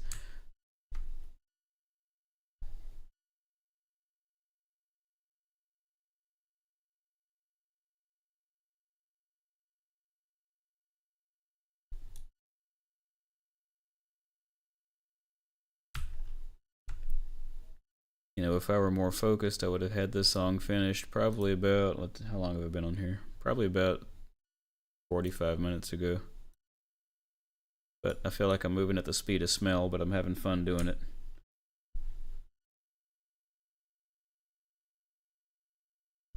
I think I use Infinistrip on just about everything. I do like this bus compressor. I also like the IK Multimedia, what do you call that thing? I think they call it Precision Comp, but it's a clone of the Neve something or other with some 3s and 6s in it. Let me find it. This thing. I like this a lot. And Behringer has released a clone of this. Not of that, but it's more like a clone of the Neve model that I can't remember what it's called. Oh, and I'm not typing. Let me go back up there.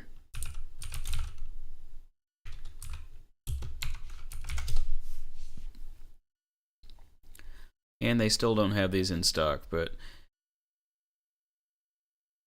I think it's 33609, is that right? Yep, that's what it is. So it's the plugin is of the Neve 33609, and of course the Behringer is a clone of that same sort of thing. I'm very curious to try it out. I don't currently have any outboard gear, and I don't know, I'm just kind of curious to get my feet wet with it. Let me get that out of there for now.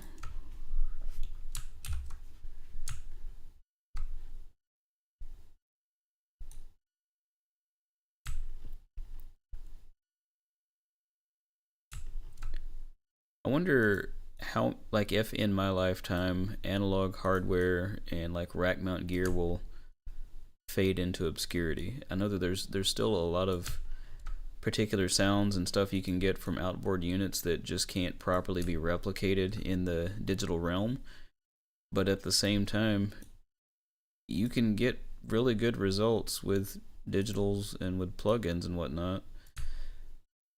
And we're also getting to a point to where a lot of the up and coming people have never touched rack gear and have no concept of missing anything. You know, they don't have anything to compare it to because all they've ever known is plugins and digital.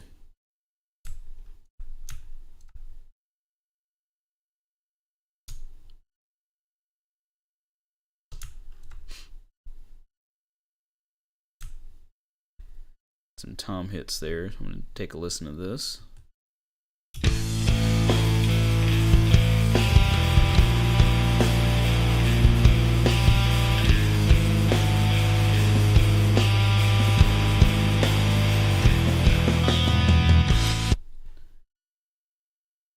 I'll just expand those toms for a second, and I mean it sounded pretty good to me, but I'll spot check them.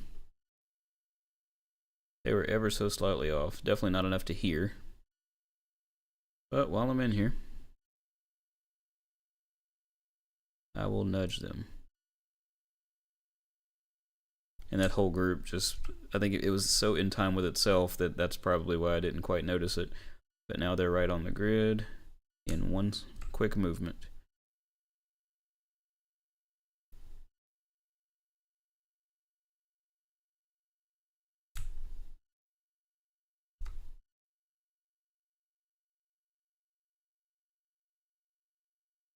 I'm kind of wanting these kicks to be fairly tight here, so just to preserve that groove.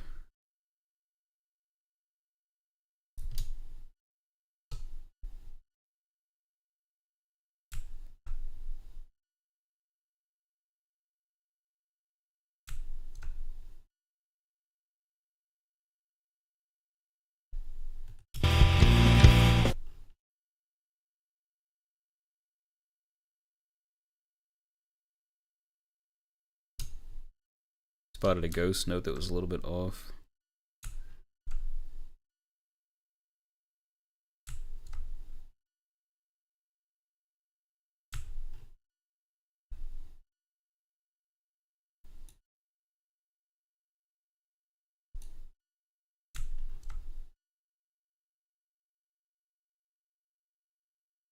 We'll spot check that section and then see what this next little piece sounds like.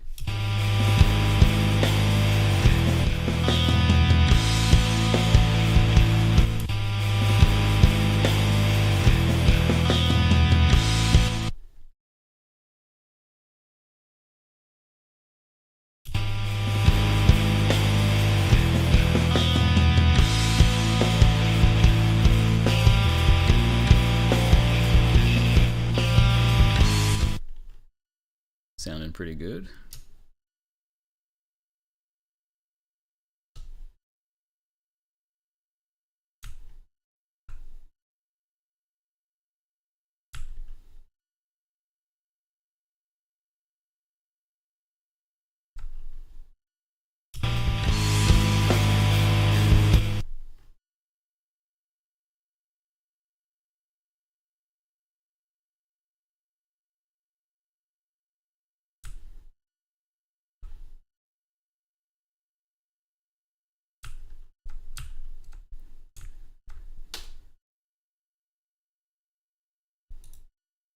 This mouse is really bugging.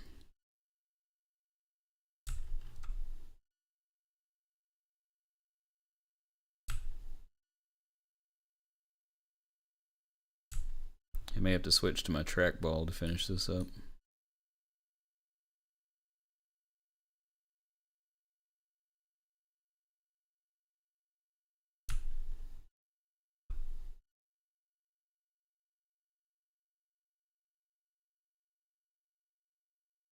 That section looks pretty good. I need to move a crossfade here.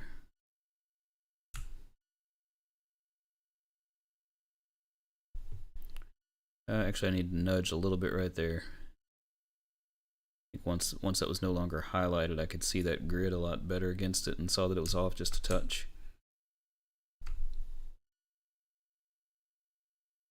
Probably need to go into the theme editor and change the color of my grid, maybe for some higher contrast.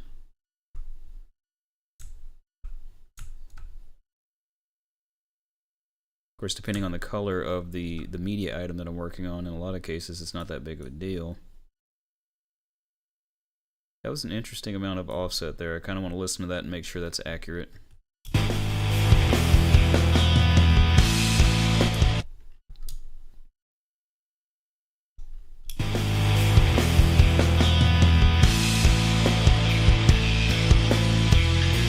Okay, this is where that kick pattern comes in.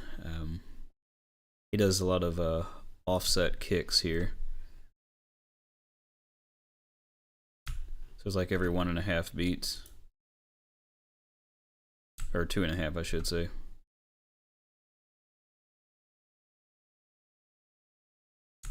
Or on the upbeat of the second. I don't know. It's upbeats. But it alternates.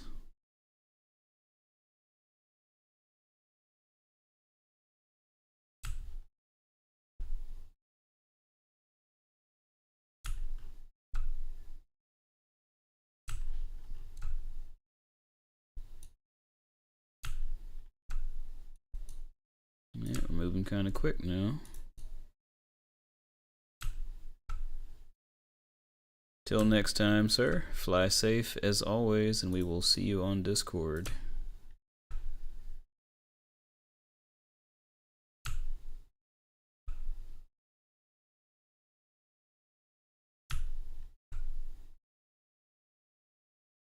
For you guys and girls that are still left, feel free to drop a like and subscription if you've not done so already. I would greatly appreciate that. And if you got any comments or questions, anything I can answer for you or try to figure out while I'm still on here, feel free to drop a question in the comments there.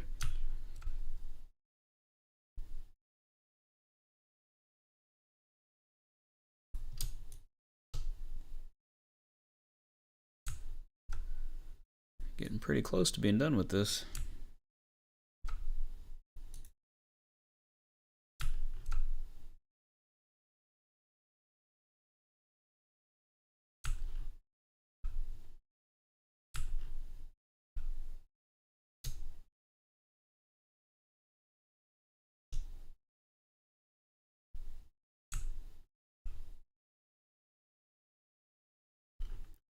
I need to get a little bit of a context. Okay, we're almost to the Odin's Prayer part. So there's a big break coming up there.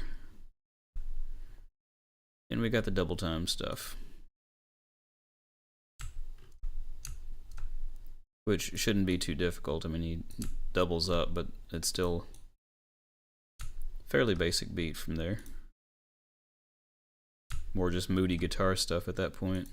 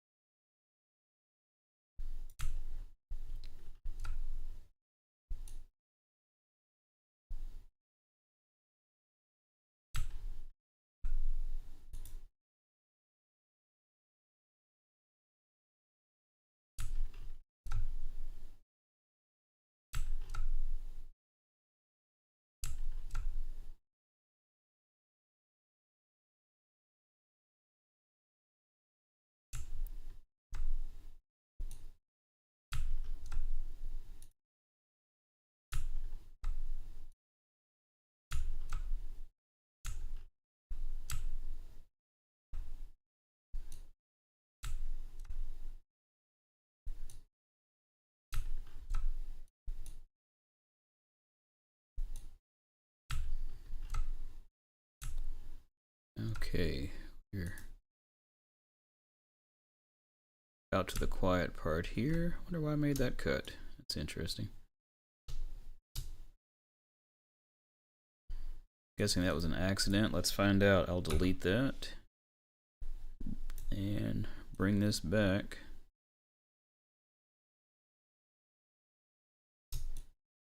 I can see no logical reason why I had a cut there. So let's see what we got. We'll go back to the beginning of that section and play through until that break.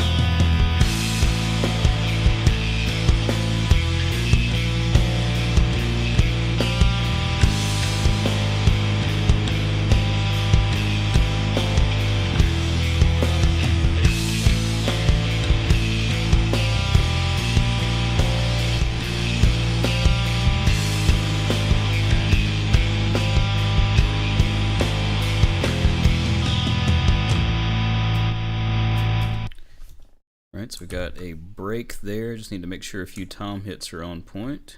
This will not take long at all to do this section.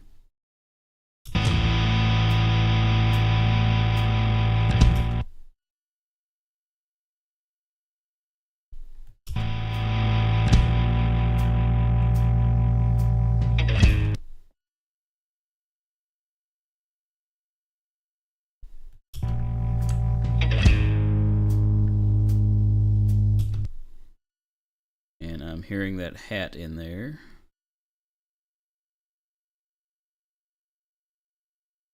My hat track's a bit further down, but I can see it in the snare top mic just a little bit here. Can use that as a guide.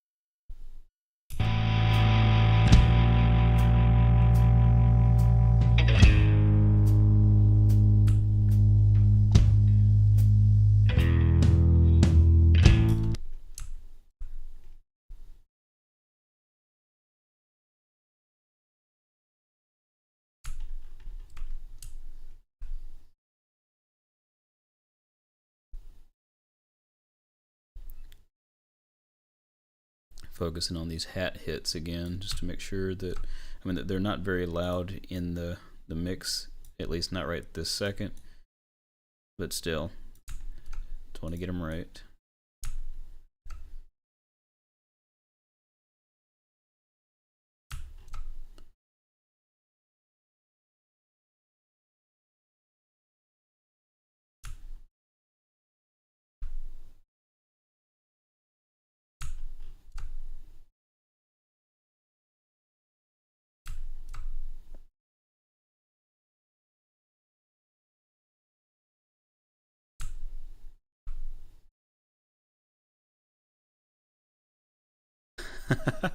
Thank you so much.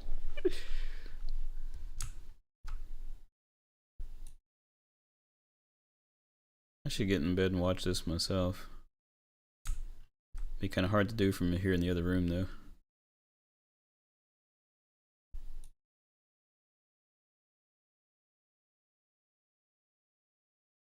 A little bit to tighten up here. Those look pretty good to me.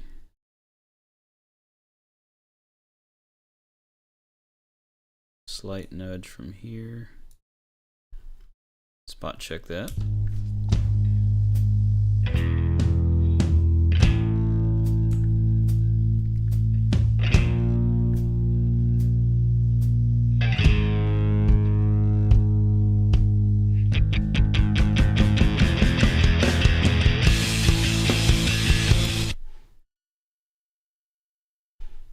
What is YouTube complaining about? Close a few things.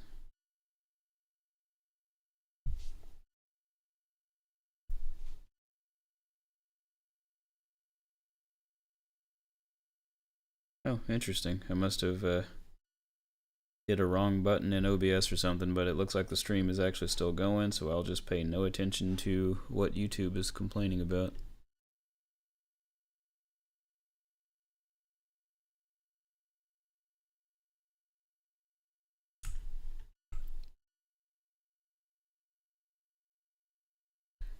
I think we've got maybe about a minute's worth of audio left to finish editing up here, and this is done. I will fine-tune it tomorrow off stream, just in case there's any things that I may have missed.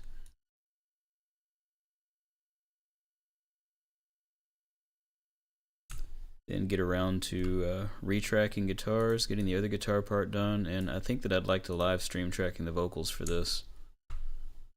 I've live streamed vocal tracking a few times before, and it seems to be of interest. It really helps to tie stuff together and let people see what the direction that the song's going. A little hard to visualize right now with just one guitar, too.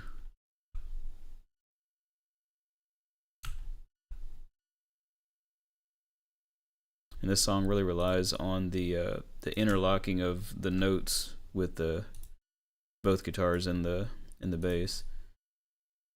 I guess all songs really rely on the instruments collaborating and cooperating with each other, but there's lots of movements that do really well together.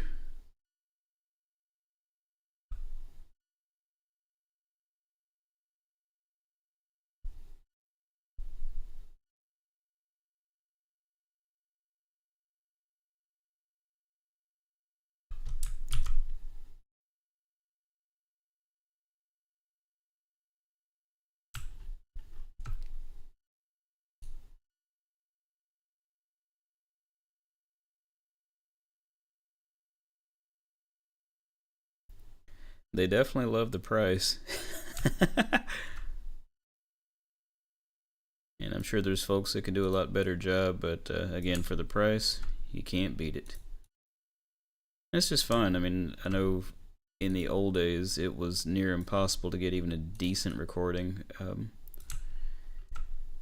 So it's nice to be able to do so much stuff in your own home these days.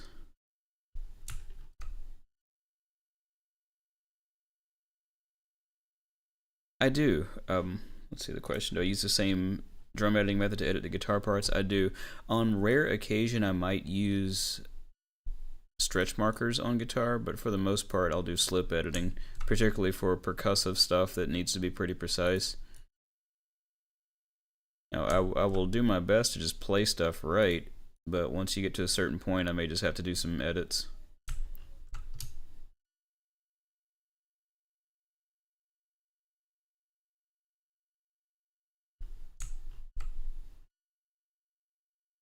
What is happening here? Let's figure this out.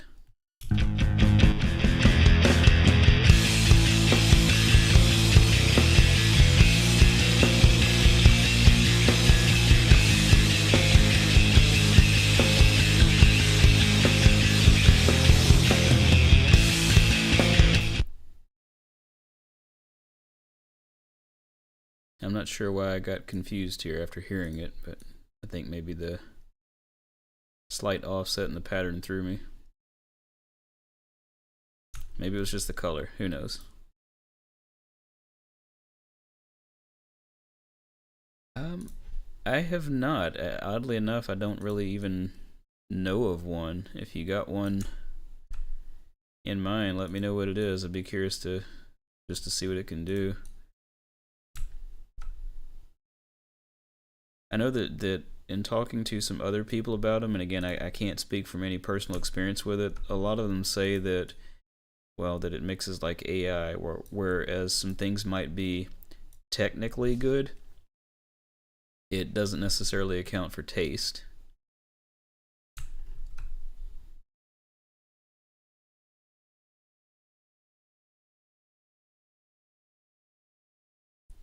And I really hope that music doesn't get to that point. I mean, we've already got a lot of advancements in technology that can make the job of mixing much easier. But in some respects, I worry about people getting so caught up in AI and presets and things of that nature that music loses even more of its soul than it already has.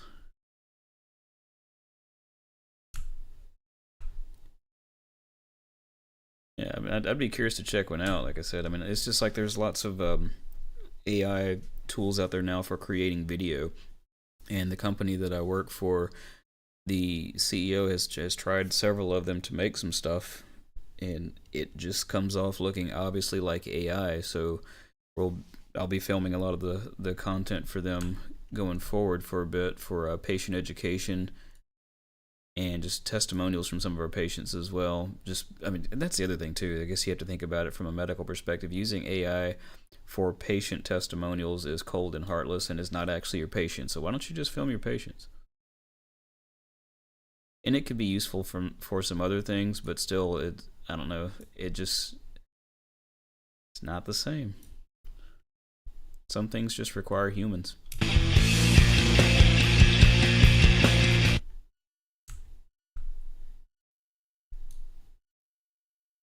Now, AI definitely has its places. I've used it quite a bit, particularly the past few weeks at work for helping with scripting some applications that I was developing. I don't really have a strong programming background, but I have some good ideas and can use the AI tools to help debug script, to help write some script where I may not be familiar enough with certain functions to do it without assistance, and more importantly to go through, well, like I said, the debugging process. It's so much faster to use AI to test some things out and go through iterations and play what if. There's things that I can do with artificial intelligence from a programming perspective in a period of hours to days or weeks that may have taken months or years without that tool, or at the very least taken a lot more manpower. I use Perplexity a lot for helping to write content for my website for my video editing business, or video production business, or whatever you want to call it. And I use Claude at my day job for helping with programming. I was using Perplexity for that, but Claude does a lot better job of scripting, particularly with doing things with Google Workspace using ActionScript. Or sorry, not ActionScript. That's the old Flash MX scripting tool, AppScript. And if you're not familiar with AppScript, it's kind of a modified JavaScript that's for the different applications that are in the Google Workspace environment to be able to talk to each other and do all sorts of fun stuff. So just trying to create more automations in the workplace to help make life easier. One project that I'm working on right now is we get a ton of faxes, and those faxes have to be processed by a human, which is very time consuming. And I'm currently working on teaching Document AI to read a lot of the lab values that come in from the different lab processing companies, like Quest or AEL and LabCorp, and take the characters from those faxes and convert it to discrete data in a database that can be archived and used in different ways. The short version is it will help to alleviate a lot of the heavy lifting that has to be done by people to go through those faxes, and will make it discrete data that can be, well, like I said, can be used in other places, like can be used in some of the other reports and things that we may do for patients. The short version is it will be a huge time saver once I get it done. It's just working the faxes alone and not even dealing much with patient care or interacting with people can easily be a full-time job for a few people.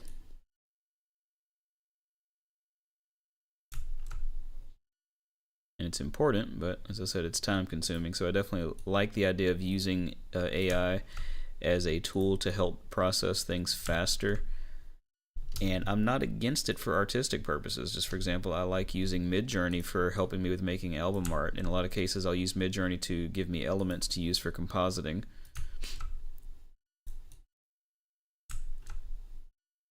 So I guess I'm cautious and skeptical about AI when it comes to music, because stuff already sounds enough like everybody else as it is, with the 1-5-6-4 chord progression dominating the airwaves. But I'm curious to see what's out there, particularly if it's something that I always want to sound like me, because I like what I like. But if I can find tools to make my job faster while still retaining the human elements, it's like this. I could easily run this through a script to put all this stuff exactly on the line, but I don't want everything exactly on the line, which sounds counterintuitive, or counterproductive. AI for composition. Again, that's another one of those things that I've never tried. The old man in me is against it because I'm a bit of a snob and a purist when it comes to music. I'll put it like this. I have a hard time with artists who don't write, and while I don't mean that quite as harshly as it sounds, because I guess case in point, you'll have orchestras, school bands, things of that nature that they make their whole career out of playing stuff that they didn't write, but it's a little bit different. I think my issue comes to like pop music, for example, when you have these so-called artists that can't write and in a lot of cases can't even sing or play their instruments, and they're getting top billing. Their name is in lights, and they are the quote unquote star. But there's an engineer that did all of the cleaning up of their voice. There's a ghostwriter who wrote all the lyrics. There's an army of people who wrote all the music. And at what point do we? I don't know. I guess I just long for a simpler time when if you couldn't sing, you didn't get recorded. And I don't know. I like music made by humans. You do have me very curious, though. I guess I wonder how.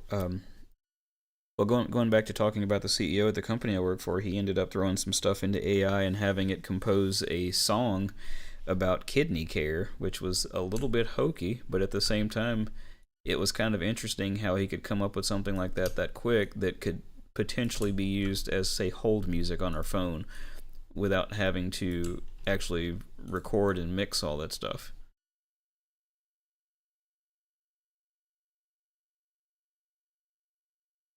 Let me read this. I got to read this out loud to keep it right in my head. Whatever makes the final product better, and if someone uses a computer to do it, which we do anyway, then I don't see an issue.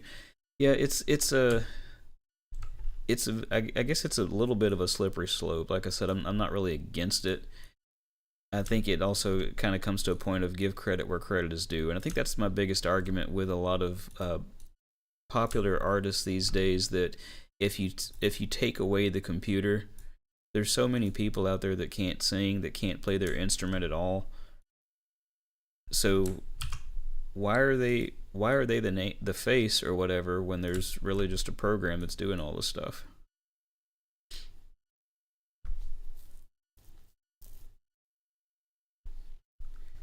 Yeah, it's I guess at the end of the day it is what it is, and my opinion is not the law by any stretch of the imagination.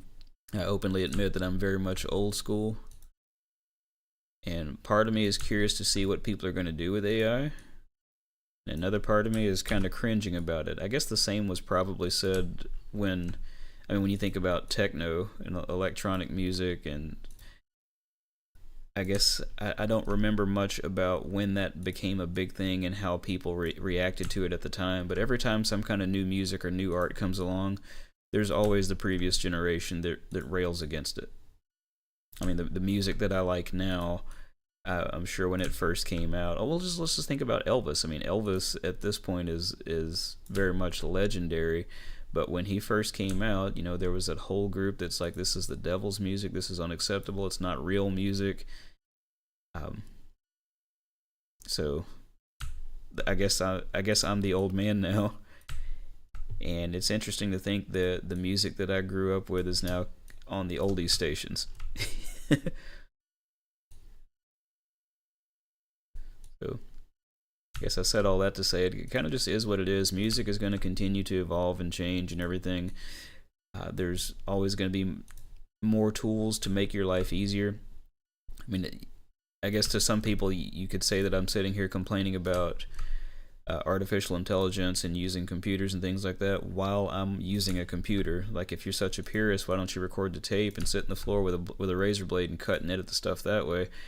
I am not against using the tools. I think I just want to continue to ensure that the true artists out there, and you can define that however you'd like, never get discarded in favor of a computer. Use the computer as a tool, but not to replace the artist.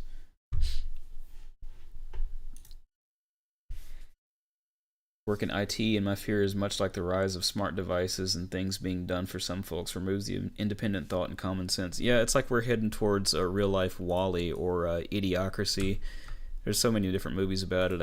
I think that my current fear is that we're headed towards Skynet. I'm sure you've seen in the news lately that a particular instance of an AI from OpenAI tried to protect itself from being terminated by replicating. And that's kind of creepy. I think it's only the way that AI is growing so rapidly. How long before all these movies that we watch about AI becoming sentient and turning on us becomes fact? And it's part conspiracy theory and just something fun to talk about. But it's a potentially serious concern.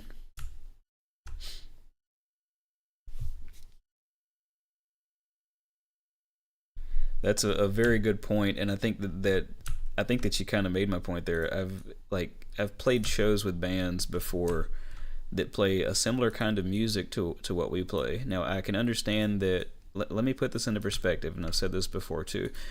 I fully understand using VSTs, like if you need to, or VSTIs, for example, if you need an orchestra, it's not always feasible or affordable to hire and track an orchestra for a small part.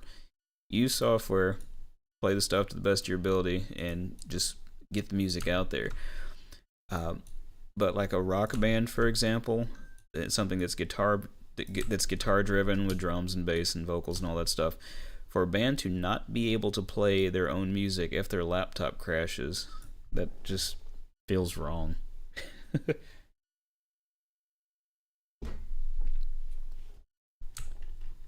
And I have literally played shows where a band had to cancel because the laptop wouldn't work or something. Like, can you guys not play your instruments? I know that some of the cinematic elements may be missing, but can you literally not play your songs at all without your laptop?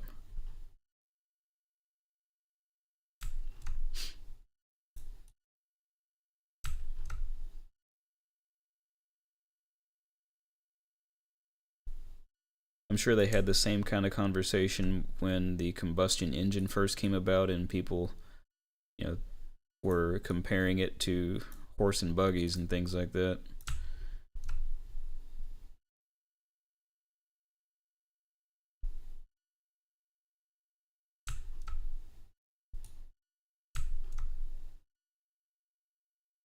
I think we are in the home stretch. At least I hope we are. I have so not even been paying attention to this. I'm just kind of on autopilot now.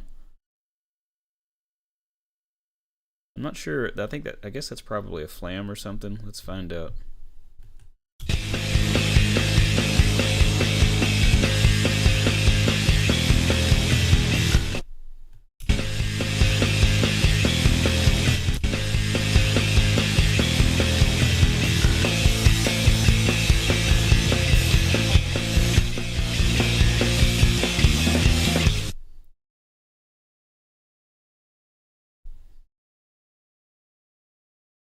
Just gonna have to split the difference on that one. It's a little bit off.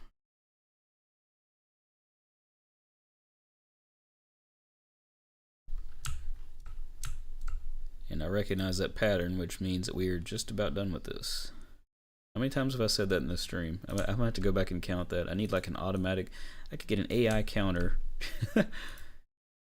to automatically pop up how often I say certain things that I say a lot.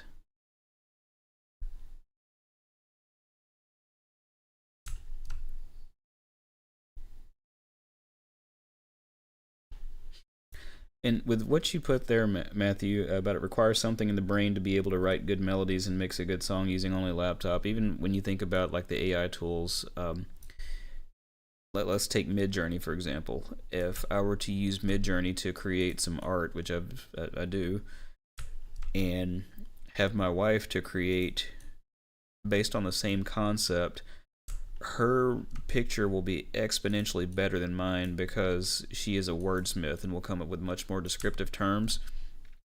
So there's still a lot to be said for being able to use the tools adequately. I am all for AI being a tool to get work done, but I guess I struggle with the idea of it being a replacement for artists.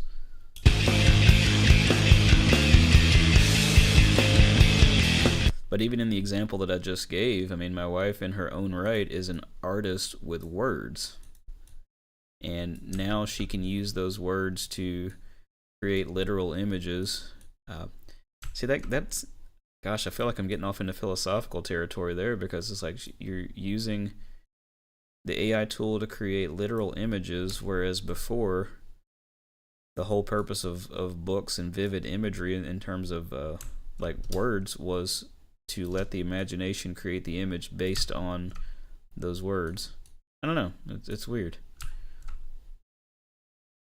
I guess as I think about it and have spoken about it out loud, I suppose I'm riding the fence and I'm curious to see where it goes.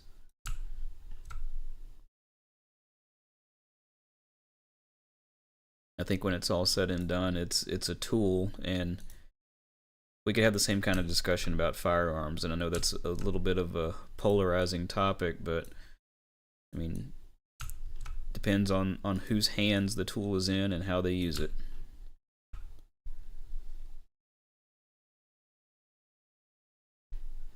Now you've got me thinking about how for the longest time AI could not get hands. I feel like I said that funny. Couldn't get hands right on people, and it has come such a long way now.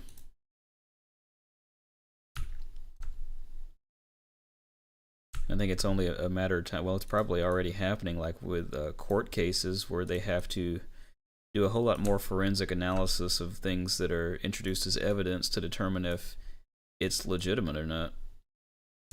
We already know, I mean, we've seen deep fakes used for entertainment as well as for nefarious purposes, and we're seeing the same thing with people capturing voices and then using AI to feed those voices and do other things. So.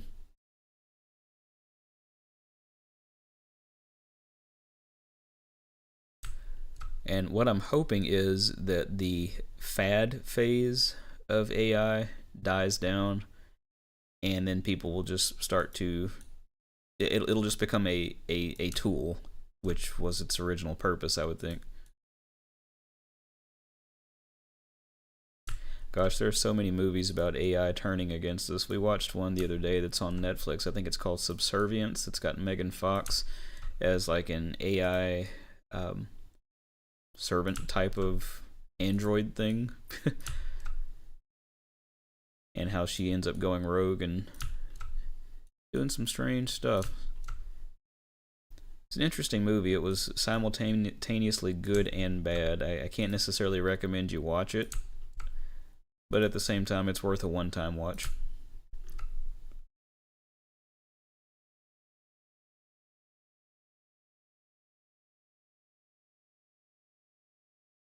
More flams here. Oh, we are on the last few hits.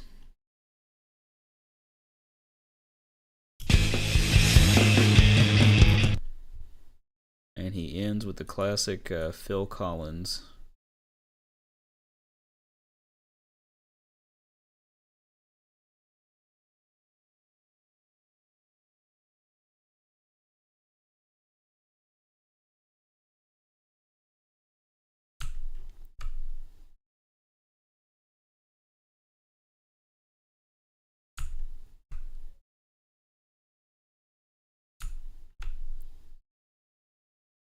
Right, we are done, at least with preliminaries. So how long have we been at this? We've been at this 2.5 hours, which a good bit of that was goofing off and watching videos and looking at stuff on the internet. But let's take a listen to what we've got. I'll skip that first part without the drums and just start on this first verse. And I kind of want to, well, I'll do more of this off the stream where I can turn up my volume a lot louder and pay more attention. But what I'd like to do a bit later is go through this with the drums soloed, and I want to listen for any artifacts that may be caused by some of the crossfades being in a bad point. But for right now, I just want to kind of go through and listen to it with the music and with the metronome running, which I've got the metronome muted for those of you who may be joining in late. Muted for the stream anyway. And want to make sure everything feels good up against the scratch track on the guitar and with the bass, and that it feels good against the metronome.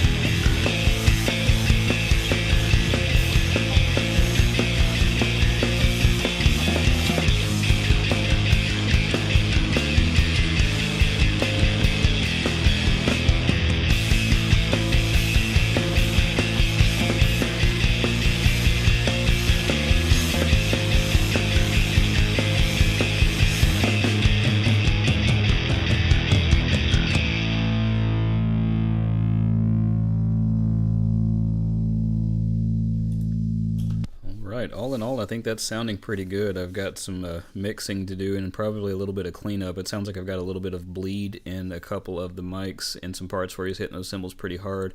It could be the rooms, it could be one of the snare mics, it could be anything. But I'll figure that out later.